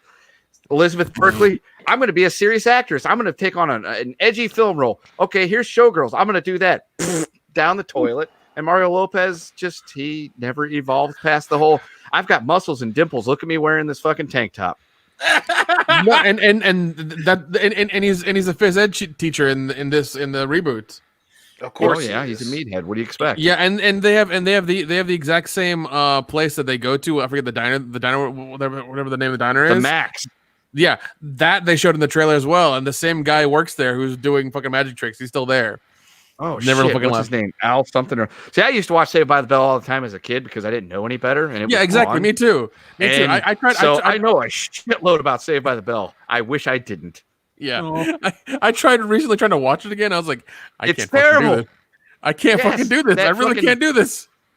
The other version of Me TV, I was like Sunday mornings. It'll come on from like 8 to 9 o'clock. And one morning I was like, "Oh, Saved by the Bell's on. Which episode is this?" I started watching. I was like 5 minutes. I'm like, "Nah, I can't do this. Adult me just will not allow me to do this." Now, there is one thing interesting, and it's kind of the only thing. It's what is it? John Michael Higgins is the principal, and I fucking love that guy. Yeah. And it's kind of like, I need to watch. I probably wanted to watch one episode just to see how it is because, like, him being the principal is that's fucking perfect. But also everything else is shitty. So it's kind of like that's the only that's 1 against 10 kind of like reasons to watch it. So I don't know, man. Like it looks so horrible. It looks like one of the girls has the pause time powers that Zach did. So yeah, of course they do. Like, hey, remember the last one? Well, imagine if the main character's a girl now. She's got the same shit, and she has equal. She's awkward delivery when staring at the camera. She's not only a girl. I think she's Latin as well. Oh, there you go. Oh, hey, man. I mean, we're gonna make her a girl and give her a new paint of coat. That works for that works for all the Disney Channel fucking TV shows, right? If you ever want to see something worse than Saved by the Bell, here you go. The worst than Saved by the Bell, the new class, where they tried to do it again later in the 90s or whatever it was, where like Screech is like the assistant principal to Belding. It is awful. I guarantee. Was he nutting in his own hair then too? Probably. If you can get through a single episode and want more, I salute you because it is terrible. So let's read the rest of our super chats and let's put this baby to bed. Like I said, folks, I will drop the link in the chat again. We have the Mindless Entertainment after party. We've been getting nice and toasty for that, so it's going to be fun. Is it safe to say it could be fun and sloppy, Jesse? The best way for it to be. Yeah, it's fun and sloppy, folks, tonight. So join us over there. But first off, thank you, Dean Domino. As Human Sunbeam EVS sang, Pablo Hidalgo, where did your balls go? I think Ethan will be a co-collaborator on Party Boob. We'll get him to help us. He's gotta be. Oh my god. Soulful sounds of Ethan Van Skyver. Eric DeHoff, thank you very much. He says, "Hi, WCBS. I've been I've been enjoying your videos. Well, thank you very much, Eric, for enjoying the videos. I appreciate you coming here to tell us that and checking out all the content. Also, Chuck E. Cheese says, Jeff, you have done a great job on your film/pop culture analysis lately. Dude, you're 100% on par with Mahler, Red Letter Media, and other greats. Well, thank you very much, Chuck E. Cheese. I appreciate that compliment. I saw that come in right at the beginning of the show, and I wanted to say something, but thank you. That means a lot. Realistically, I've found the drive. We have a lot of stuff planned, and the nice little bump and stuff has reaffirmed what we're doing is working. So thank you to everybody who's finding us. And if you hear this in the future, hey, it's the past. So hopefully, the future's better than it was in 2020. So God, it has to be. Timestamp that October 15th, 2020, 11:25 p.m. Eastern Standard Time. Jeff guarantees next year will be better. There isn't a next year. Is it not better? Yeah. That's the thing. As soon as it hits 2021, the mind's like the world ends. Listen, if you see John Cusack in a limo driving by your house, jump in that motherfucker. Oh shit! I got 21 and 12 backwards. What if 2020 is like the boss level in the time travel universe? So like whenever people tried to time travel, it's like you couldn't skip 2020.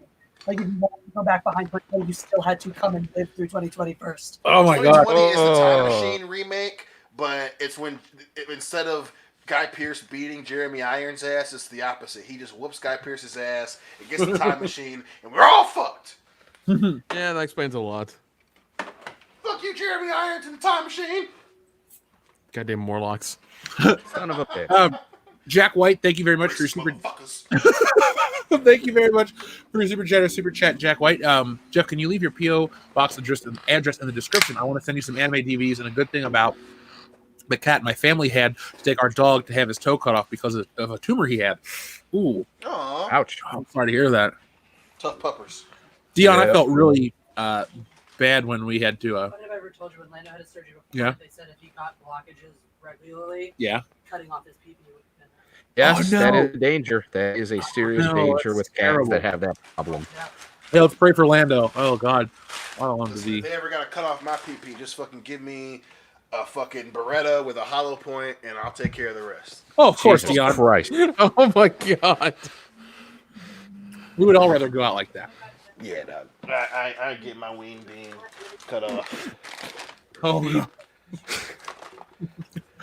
So, but Jack, what I can do, yes, I will try my best to put that in the description. What I should just do is write out a predetermined description list on the videos. But Jack, if you're still currently listening, I will put the right now the PO box is scrolling beneath the screen. And for those listening that would like to send us stuff, because I do forget that we are a podcast on all the platforms. So a lot of times people I assume just everyone listens to us on YouTube, but there are thousands of other people that still listen to us on other platforms. So for those out there that would like to send stuff, it is WCBS Show, 14320 Ventura Boulevard, Suite 163, Sherman Oaks, California, 91423.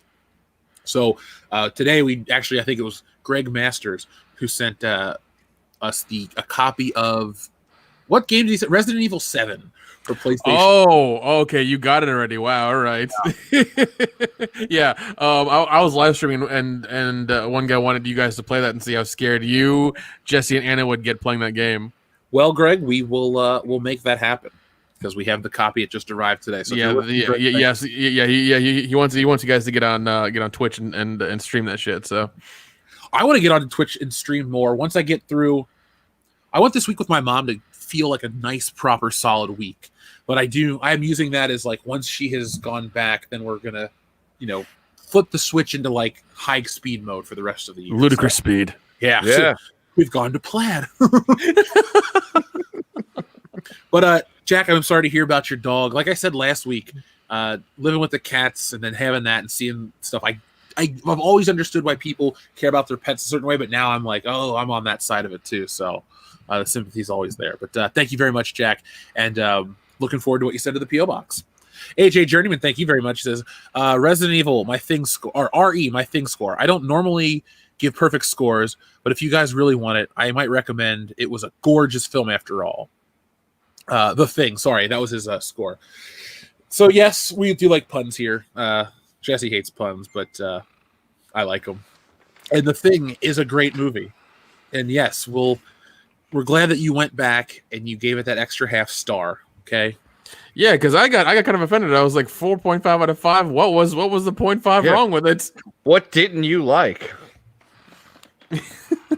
The only way you could dislike The Thing is if you tried to watch the 2011 one and you were that makes sense. and you just wanted, do I watch your version?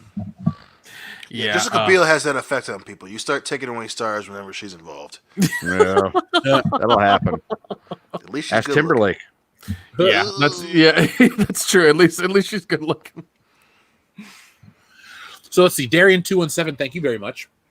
Jeff, with your time traveling DeLorean, having seen the aftermath from Star Wars Episode 7, 8, and 9, would you go back and prevent their creation, or would you let the fallout and the creation of the Phantom Menace? Well, Darian, thank you very much for your super chat. I would let it happen. No. Here's what Jeff would do. Jeff would get a job there, and then secretly email himself in this timeline, or in that timeline as an insider. That's what he would do. giving us more information and more accurate reporting. I mean, we spoiled the shit out of episode 8, and people thought we were a bunch of lying bastards, and it turned out we were right. Kendo, you're the reason we made that video, and that video is the first one that really sent us on the path that we're on now. I appreciate you trying to big up me, and I thank you. It's the truth, though. I know, but I'm a humble man with a big dick. No, I'm not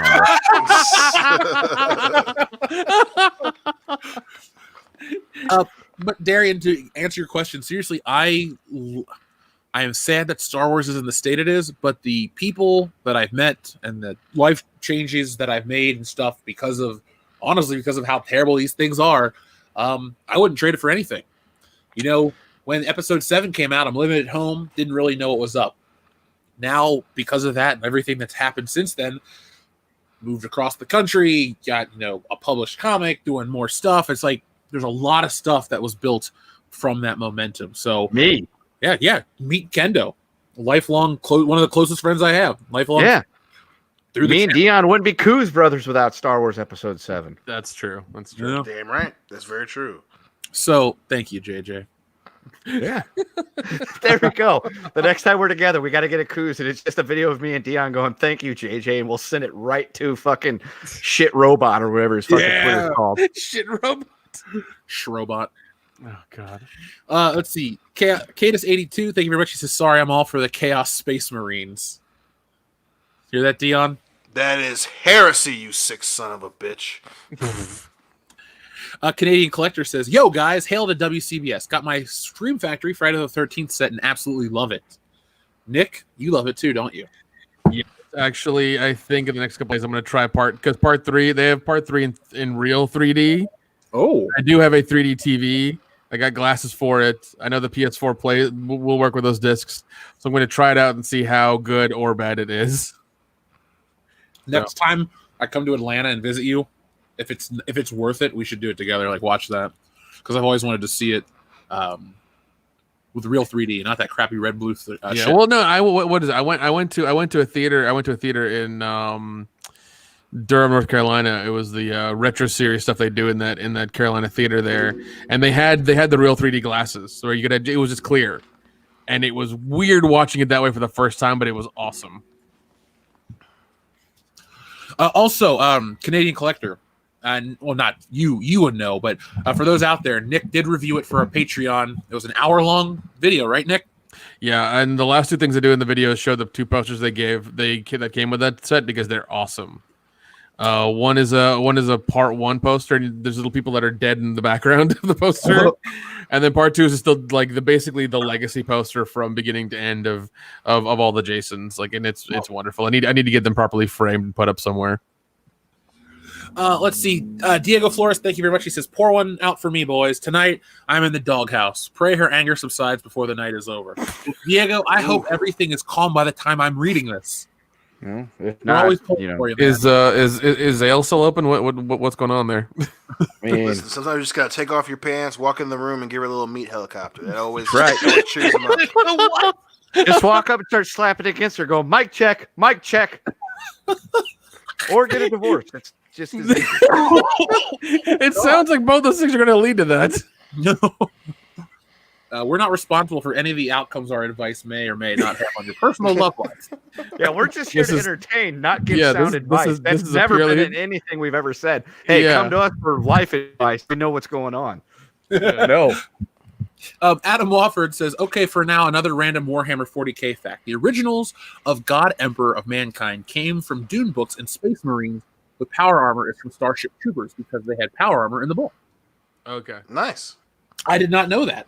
I did say on the stream there was a little bit of like a Dune feeling from some of the Warhammer stuff. So I can see that influence. There's like a coldness to both types of sci-fi, but Yep. I didn't know anything about the power armor, though.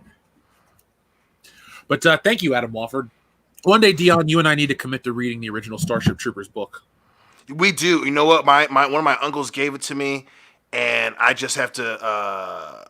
I just gotta fucking get around to reading it. You and I should do a thing, read it, and recap it, because especially how much we love the fucking movie. That'd be fun. That'd definitely be fun. I'd love it. TLJ Screwjob, thank you very much. He says, what's worse for Dion, Loving the Lions or Dark Fate? Oh, Dark Fate. Dark At least the Lions might win.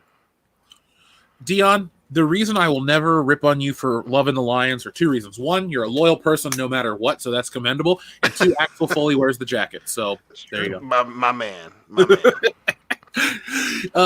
The man with the plan, the original 10, thank you very much again. He says, Dion, you're like Bridesmaids. Sorry, Dion, you like Bridesmaids. My point still stands.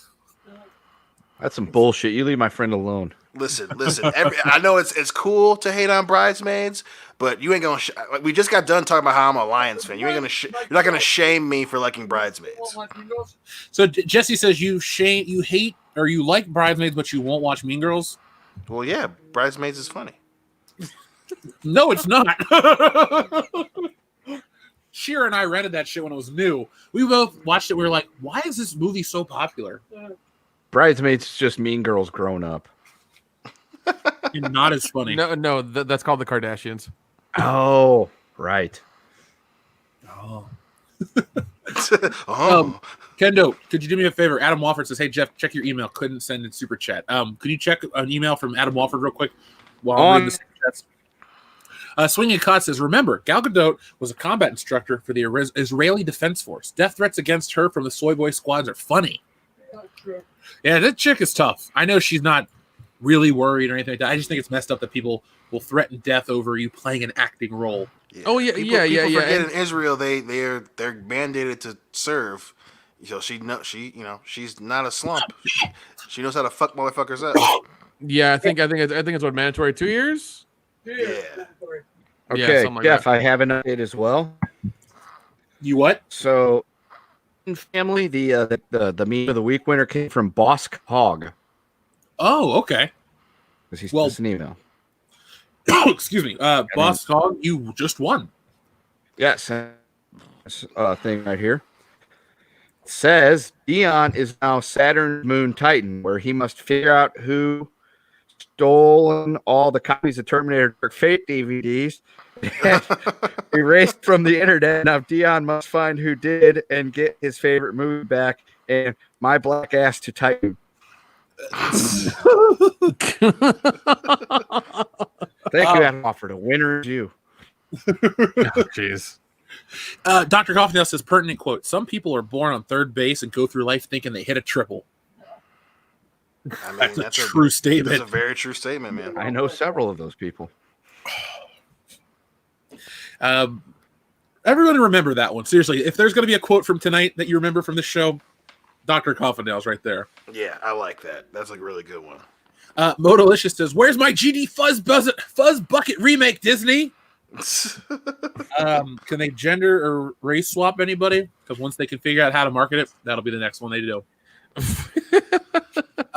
TLJ Screwjob says, all this reminds me of Wolfenstein, the New Colossus. Suddenly, BJ is new and his dad's a racist. Why him? Yahtzee isn't enough? TLJ Screwjob, I bought that game, and once I got into it for a couple minutes and realized how heavy-handed it was, I stopped playing it. If I could get a refund, I fucking would have asked. Wow. That game is bullshit, and I cannot support any more Wolfenstein games until somebody can prove to me that they took that shit out of it. I don't need to be preached to in a video game about shooting Nazis. I mean, Right. I feel like if your last name is Wolfenstein, you kind of have the right to want to shoot Nazis. Well, Castle Wolfenstein. Huh? The castle. I mean, to be fair, shooting Nazis is a proud American tradition. We did it for like 4 years. Number one, right? That's right. 2-time World War champs, man. That's right. Back to back World War champions, right here, boys. That's right. That's right. They thought they were good challengers, but hey, you came at us from Hawaii, baby. You pissed us off. Yeah. Next time anybody from like Europe tries to talk shit, be like, just scoreboard, baby, scoreboard. All right. Yeah, because Japan tried that shit too, and they lost twice. That's right. Scoreboard, baby. Well, no, they were on our side in the first one, so they're 1-1. Okay. Scoreboard. That's right. Scoreboard. We're still beating them. Damn straight. So let's see. TLJ Screwjob. We read that one. Thank you. Hammond of Texas says, time for me to duck out. I'll finish this one tomorrow. Thanks for the show, boys, and happy 5th. Thank you very much, Hammond of Texas. We appreciate that. Watch out for the replicators. Hopefully you have a good night yourself, and tomorrow when you're listening to this, we're finding you in a good place as well. Sorry, folks, trying to get switched over to Jesse's stream behind the scenes. Let me read the last, and we have 3 more super chats. Get switched over, i.e. become clothed. Yeah. Fully. Let's see. Up next, we had our friend Wolf's Pain 00. Thank you very much. That says, hey, did you see that EA and Ubisoft are teaming up with the ADL to police speech? Sony is also monitoring voice chat for hate speech. That's disappointing. What? What the hell? You know what? Take voice chat out of games then completely. I'm fine with that. I hate people anyway. I did too. They do suck. I've met or made 1 or 2 friends on voice chat, and that's about it. I'd be much more down for online gaming if I could just pretend that everyone else was a computer player and I didn't have to worry about their whiny little bitch self. Well, I always mute that shit. I never turn on voice chat for anything. It's always muted all the time. I don't want to hear it. I don't want to deal with it. Fuck them. I just don't really want to play with a bunch of kids telling me how much they banged my mom or some dumb shit like that. Yeah, that was like the biggest downfall of ever playing Call of Duty. It's like you got a bunch of 12-year-olds that the only thing they know is I banged your mom, and they learned the word fuck earlier that day, and they want to scream it as many times as they can. Fucking your mom, fucking. It's like, dude, kid, calm down, get older, grow something more than that peach fuzz you got, and then come tell me about life, okay? So speaks the kendo. I did not see that Wolf's Pain, but I'm very, very disappointed. I just don't want it to interfere with good art. Darian217, thank you very much for your generous super chat. The world is not enough. 17 minutes 46 seconds through 19 minutes shows a debriefing by M. James Bond among supposed double agents. There's a woman to the immediate left of James Bond in the score or in the scene, implying she's a different 00 agent.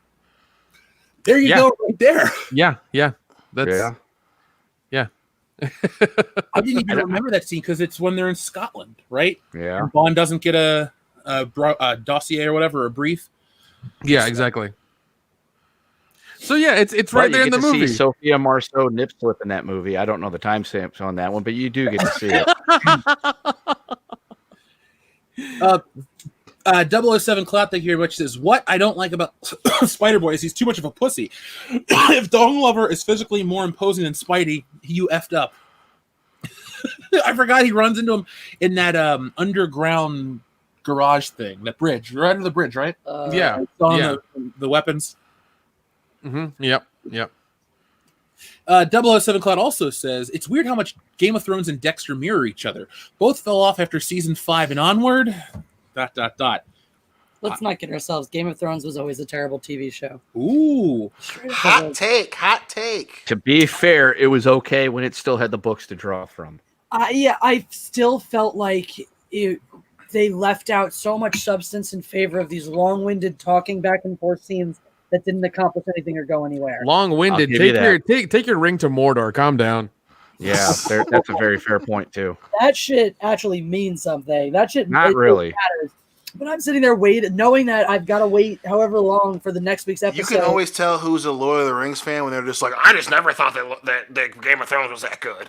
No, you know who's the Lord of the Rings fan when you're talking about, oh, that movie was so fucking boring, nothing happened. But Lord of the Rings, let me tell you about how great that is. It's like, now that was 12 hours of nothing happening either. Well, I will also defend Lord of the Rings because it's definitely not They fight an entire war on multiple fronts and save their home from an evil Dark Lord. Like, the plot and it happens. I don't dislike the books, though. I love all the books. I only started watching the show because I got sick of not knowing what happened to Jon Snow after the books dropped off. And I really enjoyed the Jon Snow. I just think the movie. I just always thought the show would be garbage. As a book reader, we still don't know what happens to Jon Snow. Is he going to live? Is he going to die? We have no idea. But we do know that at the end of it, it doesn't involve throwing a midget into a fucking volcano. I would hope so. Caleb's on Jesse's side. He says, "Come on, Kendo. Didn't you watch Lord of the Rings? Do you think nothing's happened?" Yes, I've seen all 3 of the Lord of the Rings movies, and I was bored out of my mind with the exception of the end of the second movie when fucking broke dick Link throws the dwarf guy. also, I do love the last one with its 47 fucking endings. That was awesome. Trying to get up out of my chair in the theater 8 times, and then after that I was just done. I was like, no, I'm gonna stay here. Let's see fucking credits roll. The argument. This is when people don't have a real counter argument, right? When it's like they don't actually have a response to my criticisms of Game of Thrones. So what do they have to do? They have to attack something I like, undermine me, try to undermine my credibility as a person by shitting on something I like to try to make it seem like the thing they like is better. I ragged on Game of Thrones and talked about how it sucked after they got off the books. It sucked well before that, though. At times. I'm just not a fan. I'm just not a fan of fantasy in general. I think it's all crap. The thing I'll give it credit for was the times earlier when the show covered an epic moment from the books, it did it justice typically. I will give it that. The pacing was wrong. It emphasized the wrong things. It missed sort of the point, I think, of what George R. Martin was going for. Well, George R. Martin doesn't even know what he's going for anymore. He's too busy playing grab-ass conventions and not getting his fucking ass behind a goddamn typewriter. That's where he's fucking up. But here's where Game of Thrones will trump Lord of the Rings. You already knew it was going to happen. I had people that I was watching the show with screaming about how Robb Stark was going to be fucking King Big Dingling all up in the Joffrey's business. And I'm like, just wait, bitches. Just wait. And then the Red Wedding happened. And the look of horror on their faces was just so fucking delicious. You don't get that from Lord of the Rings. That was pretty satisfying, actually. It was. Did really enjoy it. I did keep tabs because I wasn't watching the show yet. I didn't watch it. Like I said, I didn't start watching it until season or 2 after it passed the books. But I did keep tabs on where the show was at in terms of the books, so I could experience people's reactions to the Red Wedding. It was so much fun. But the last thing we couldn't agree on, even though we can't agree on Lord of the Rings or Game of Thrones, United States back-to-back World War champions. Am I right? Back-to-back World War champion. Team USA. Oh God. At least from what I've seen, that there's tits in fucking Game of Thrones. So there's also a lot of dongs too. So I've only seen the tits. Hey, when you pray for rain, you gotta deal with the mud too, boys. Hey, I've only seen the tits, and that was I saw that in a supercut. It's fine. I don't care. Darth Fatass says, just seen Lucasfilm was eyeing Batista to play Darth Bane. How big is Batista's dick? I'm sorry. He said, how big is Darth Bane's dick? My brain instantly went to how big is Batista. Never mind. Cloud says, you meat gazer. I mean, he's the animal. Cloud says, poor Monster Hunter. Movie is going to suck like Resident Evil. And what is the common denominator? God damn it. I say it all the time. Jovovich. Thank you. Fucking thank you. Barney, the nuclear source, reeks, says the closest thing to Pizza Hut's Bigfoot is a place in Yonkers, New York called Pizza Barn, and they sell 2-foot-long pizzas. Cool. Yeah, well, I guess we're gonna have to go see Cecil. We've also got there's Big Mama's and Papa's Pizza out here that does I think theirs is bigger than the 2 foot. You want to get one? Sure. But it's just not the same. But wait, hold on. It's New York pizza as opposed to LA pizza. I think there's a difference. Well, no, there. Kendo was talking about it's not the same as the Bigfoot pizza. No, because it came in that big weird, it did. Yeah, it crazy did. white paper thing with a fucking animated Bigfoot on it. Yeah, and it it said did. Bigfoot with a big foot in the Kendo, middle for the F. I'm an artist. I can replicate that for you. Do you want me to make you a crate of sleeves? So every time you put a pizza in the oven and you pull it out, you can put it in a little piece of paper. It says I thought Bigfoot. you were just going to say make you something to hang up on your wall, at which point I was probably going to cry. I mean, sure, I'll make you art if you ask for it. I mean, I've drawn yes. more times than almost anyone else in my entire life. You're a part I'm of not the sure how comic. to take that, but okay. Yeah, you're the He's comic. he's got a weird picture of you above his bed, is what he's saying. I mean, on the one hand, thanks, I'm flattered, but on the other hand, is it tasteful at least? It's a yes. Okay. The bits, all the important bits are covered. You're fine. Yeah, that's fine. I mean, I'm okay with Jeff drawing me into a boudoir photo for him. That's fine. So we'll read through these and we go over to Mindless Entertainment. Let me drop the link in the chat one more time, please. Let's see. Here we go. Mod, share that too, please. Let's see. There we go. So, Adiga Flores says, no, she still isn't talking at all. All I did was show her a lightsaber from Hacksmith. She's a massive Star Wars fan, but did it when she was talking about her favorite artist. Oh, no. We watched that video. Yeah, That was pretty damn cool. Really fucking cool. I even said today when I was doing something, I was like, man, I really want to watch people make shit because of that video. So I'm sorry your stuff hasn't worked out, man, but keep us updated. And like I said, folks, next week we don't have a show, but the week after, Tequila stream. So 007 Cloud, thank you very much. Says Sony keeps selling more Xboxes. Indeed, they do, and their UI looked all right. But you know what? I'm ready for an Xbox right now. TLJ Screwjob, thank you for sending in these two. He says, FYI, 80% of all Germans in World War II was East Front. He also says, your thoughts on Iron Man 4 and 5? I mean, MCU Spidey. Yeah, I mean, Iron Man 4 was okay. It had Michael Keaton in it. Listen to past episodes for sure. Yeah, Iron Man 5. Iron Man 5 was just like Iron Man in Europe. So It's like European Vacation. Iron Man 5 European Vacation. exactly. The hills are alive with the sound of Griswold. Jersan Riv, thank you very much. Says that third base joke was brutal. That wasn't even a joke, dude. That was just straight up truth from Dr. Coffin. Yeah. And then finally, our last super chat of the evening comes from our friend Miguel Olmo. Thank you very much. He says, no fantasy, no Star Wars. That's a fair point. And I think we'll concede with that one. I consider Star Wars sci-fi. I don't consider it fantasy. So I consider it fantasy. I consider it excellent. I consider it There a you go. fantasy if you close your eyes and think hard enough. Oh God, Wild Katarn, WCBS drinking game. Take a drink every time somebody makes fun of Dion. Oh, Jesus Christ. So, folks, like I said at the beginning of the show, we will not have an episode next week, but you can catch us on Monday. We'll have a little Halloween-themed Halloween-themed video, and then once my mom gets out of town, or once goes back to Cincinnati, we're going back to. Jeez, she's not even producing here stuff. yet. I You're know. trying to get rid of her. I don't. Yeah. I wanted. Yeah, I wish she was like, Mean. oh yeah, I'll be. Fuck it, I'm excited. Blew my train of thought. Okay. Hurt me. Anyway, Jursan Riv, thank you very much. Says, I'd defend Lord of the Rings, but no way was Game of Thrones boring before someone important died on a toilet. After that scene, I won't defend the show. Well, he did die on the toilet in the book. That's true. But that Plus, seems the battle of two old men in Lord of the Rings is hilarious. Like I said, I've only seen those movies one time, so I'm so late / not a part of the party. So I just kind of sit those ones out. Like last year, You like Lord of the Rings, though? it was good. But the thing is, like, I don't know anything about the books, and I've never watched Game of Thrones enough to go, oh, it's the worst thing or it's the best thing. So we'll put it like that. But folks, I'm going to drop the link in the chat one more time. The Mindless Entertainment drinking stream starts in what, a minute? Actually, you know what we'll do? We'll do the concurrent thing so people can find it. All right, we'll just.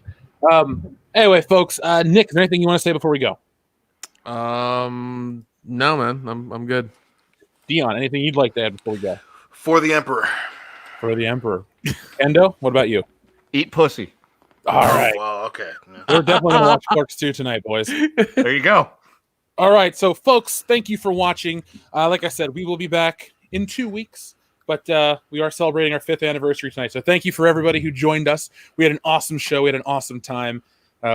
It's basically repeating the same point every time each week because it's always a fun time. So, and a fun time was had by all. So from all of us here at World Class Bullshitters, thank you. Good night. Have a hell of a week, but always be excellent to each other. .com/5 more years. Hey, minimum.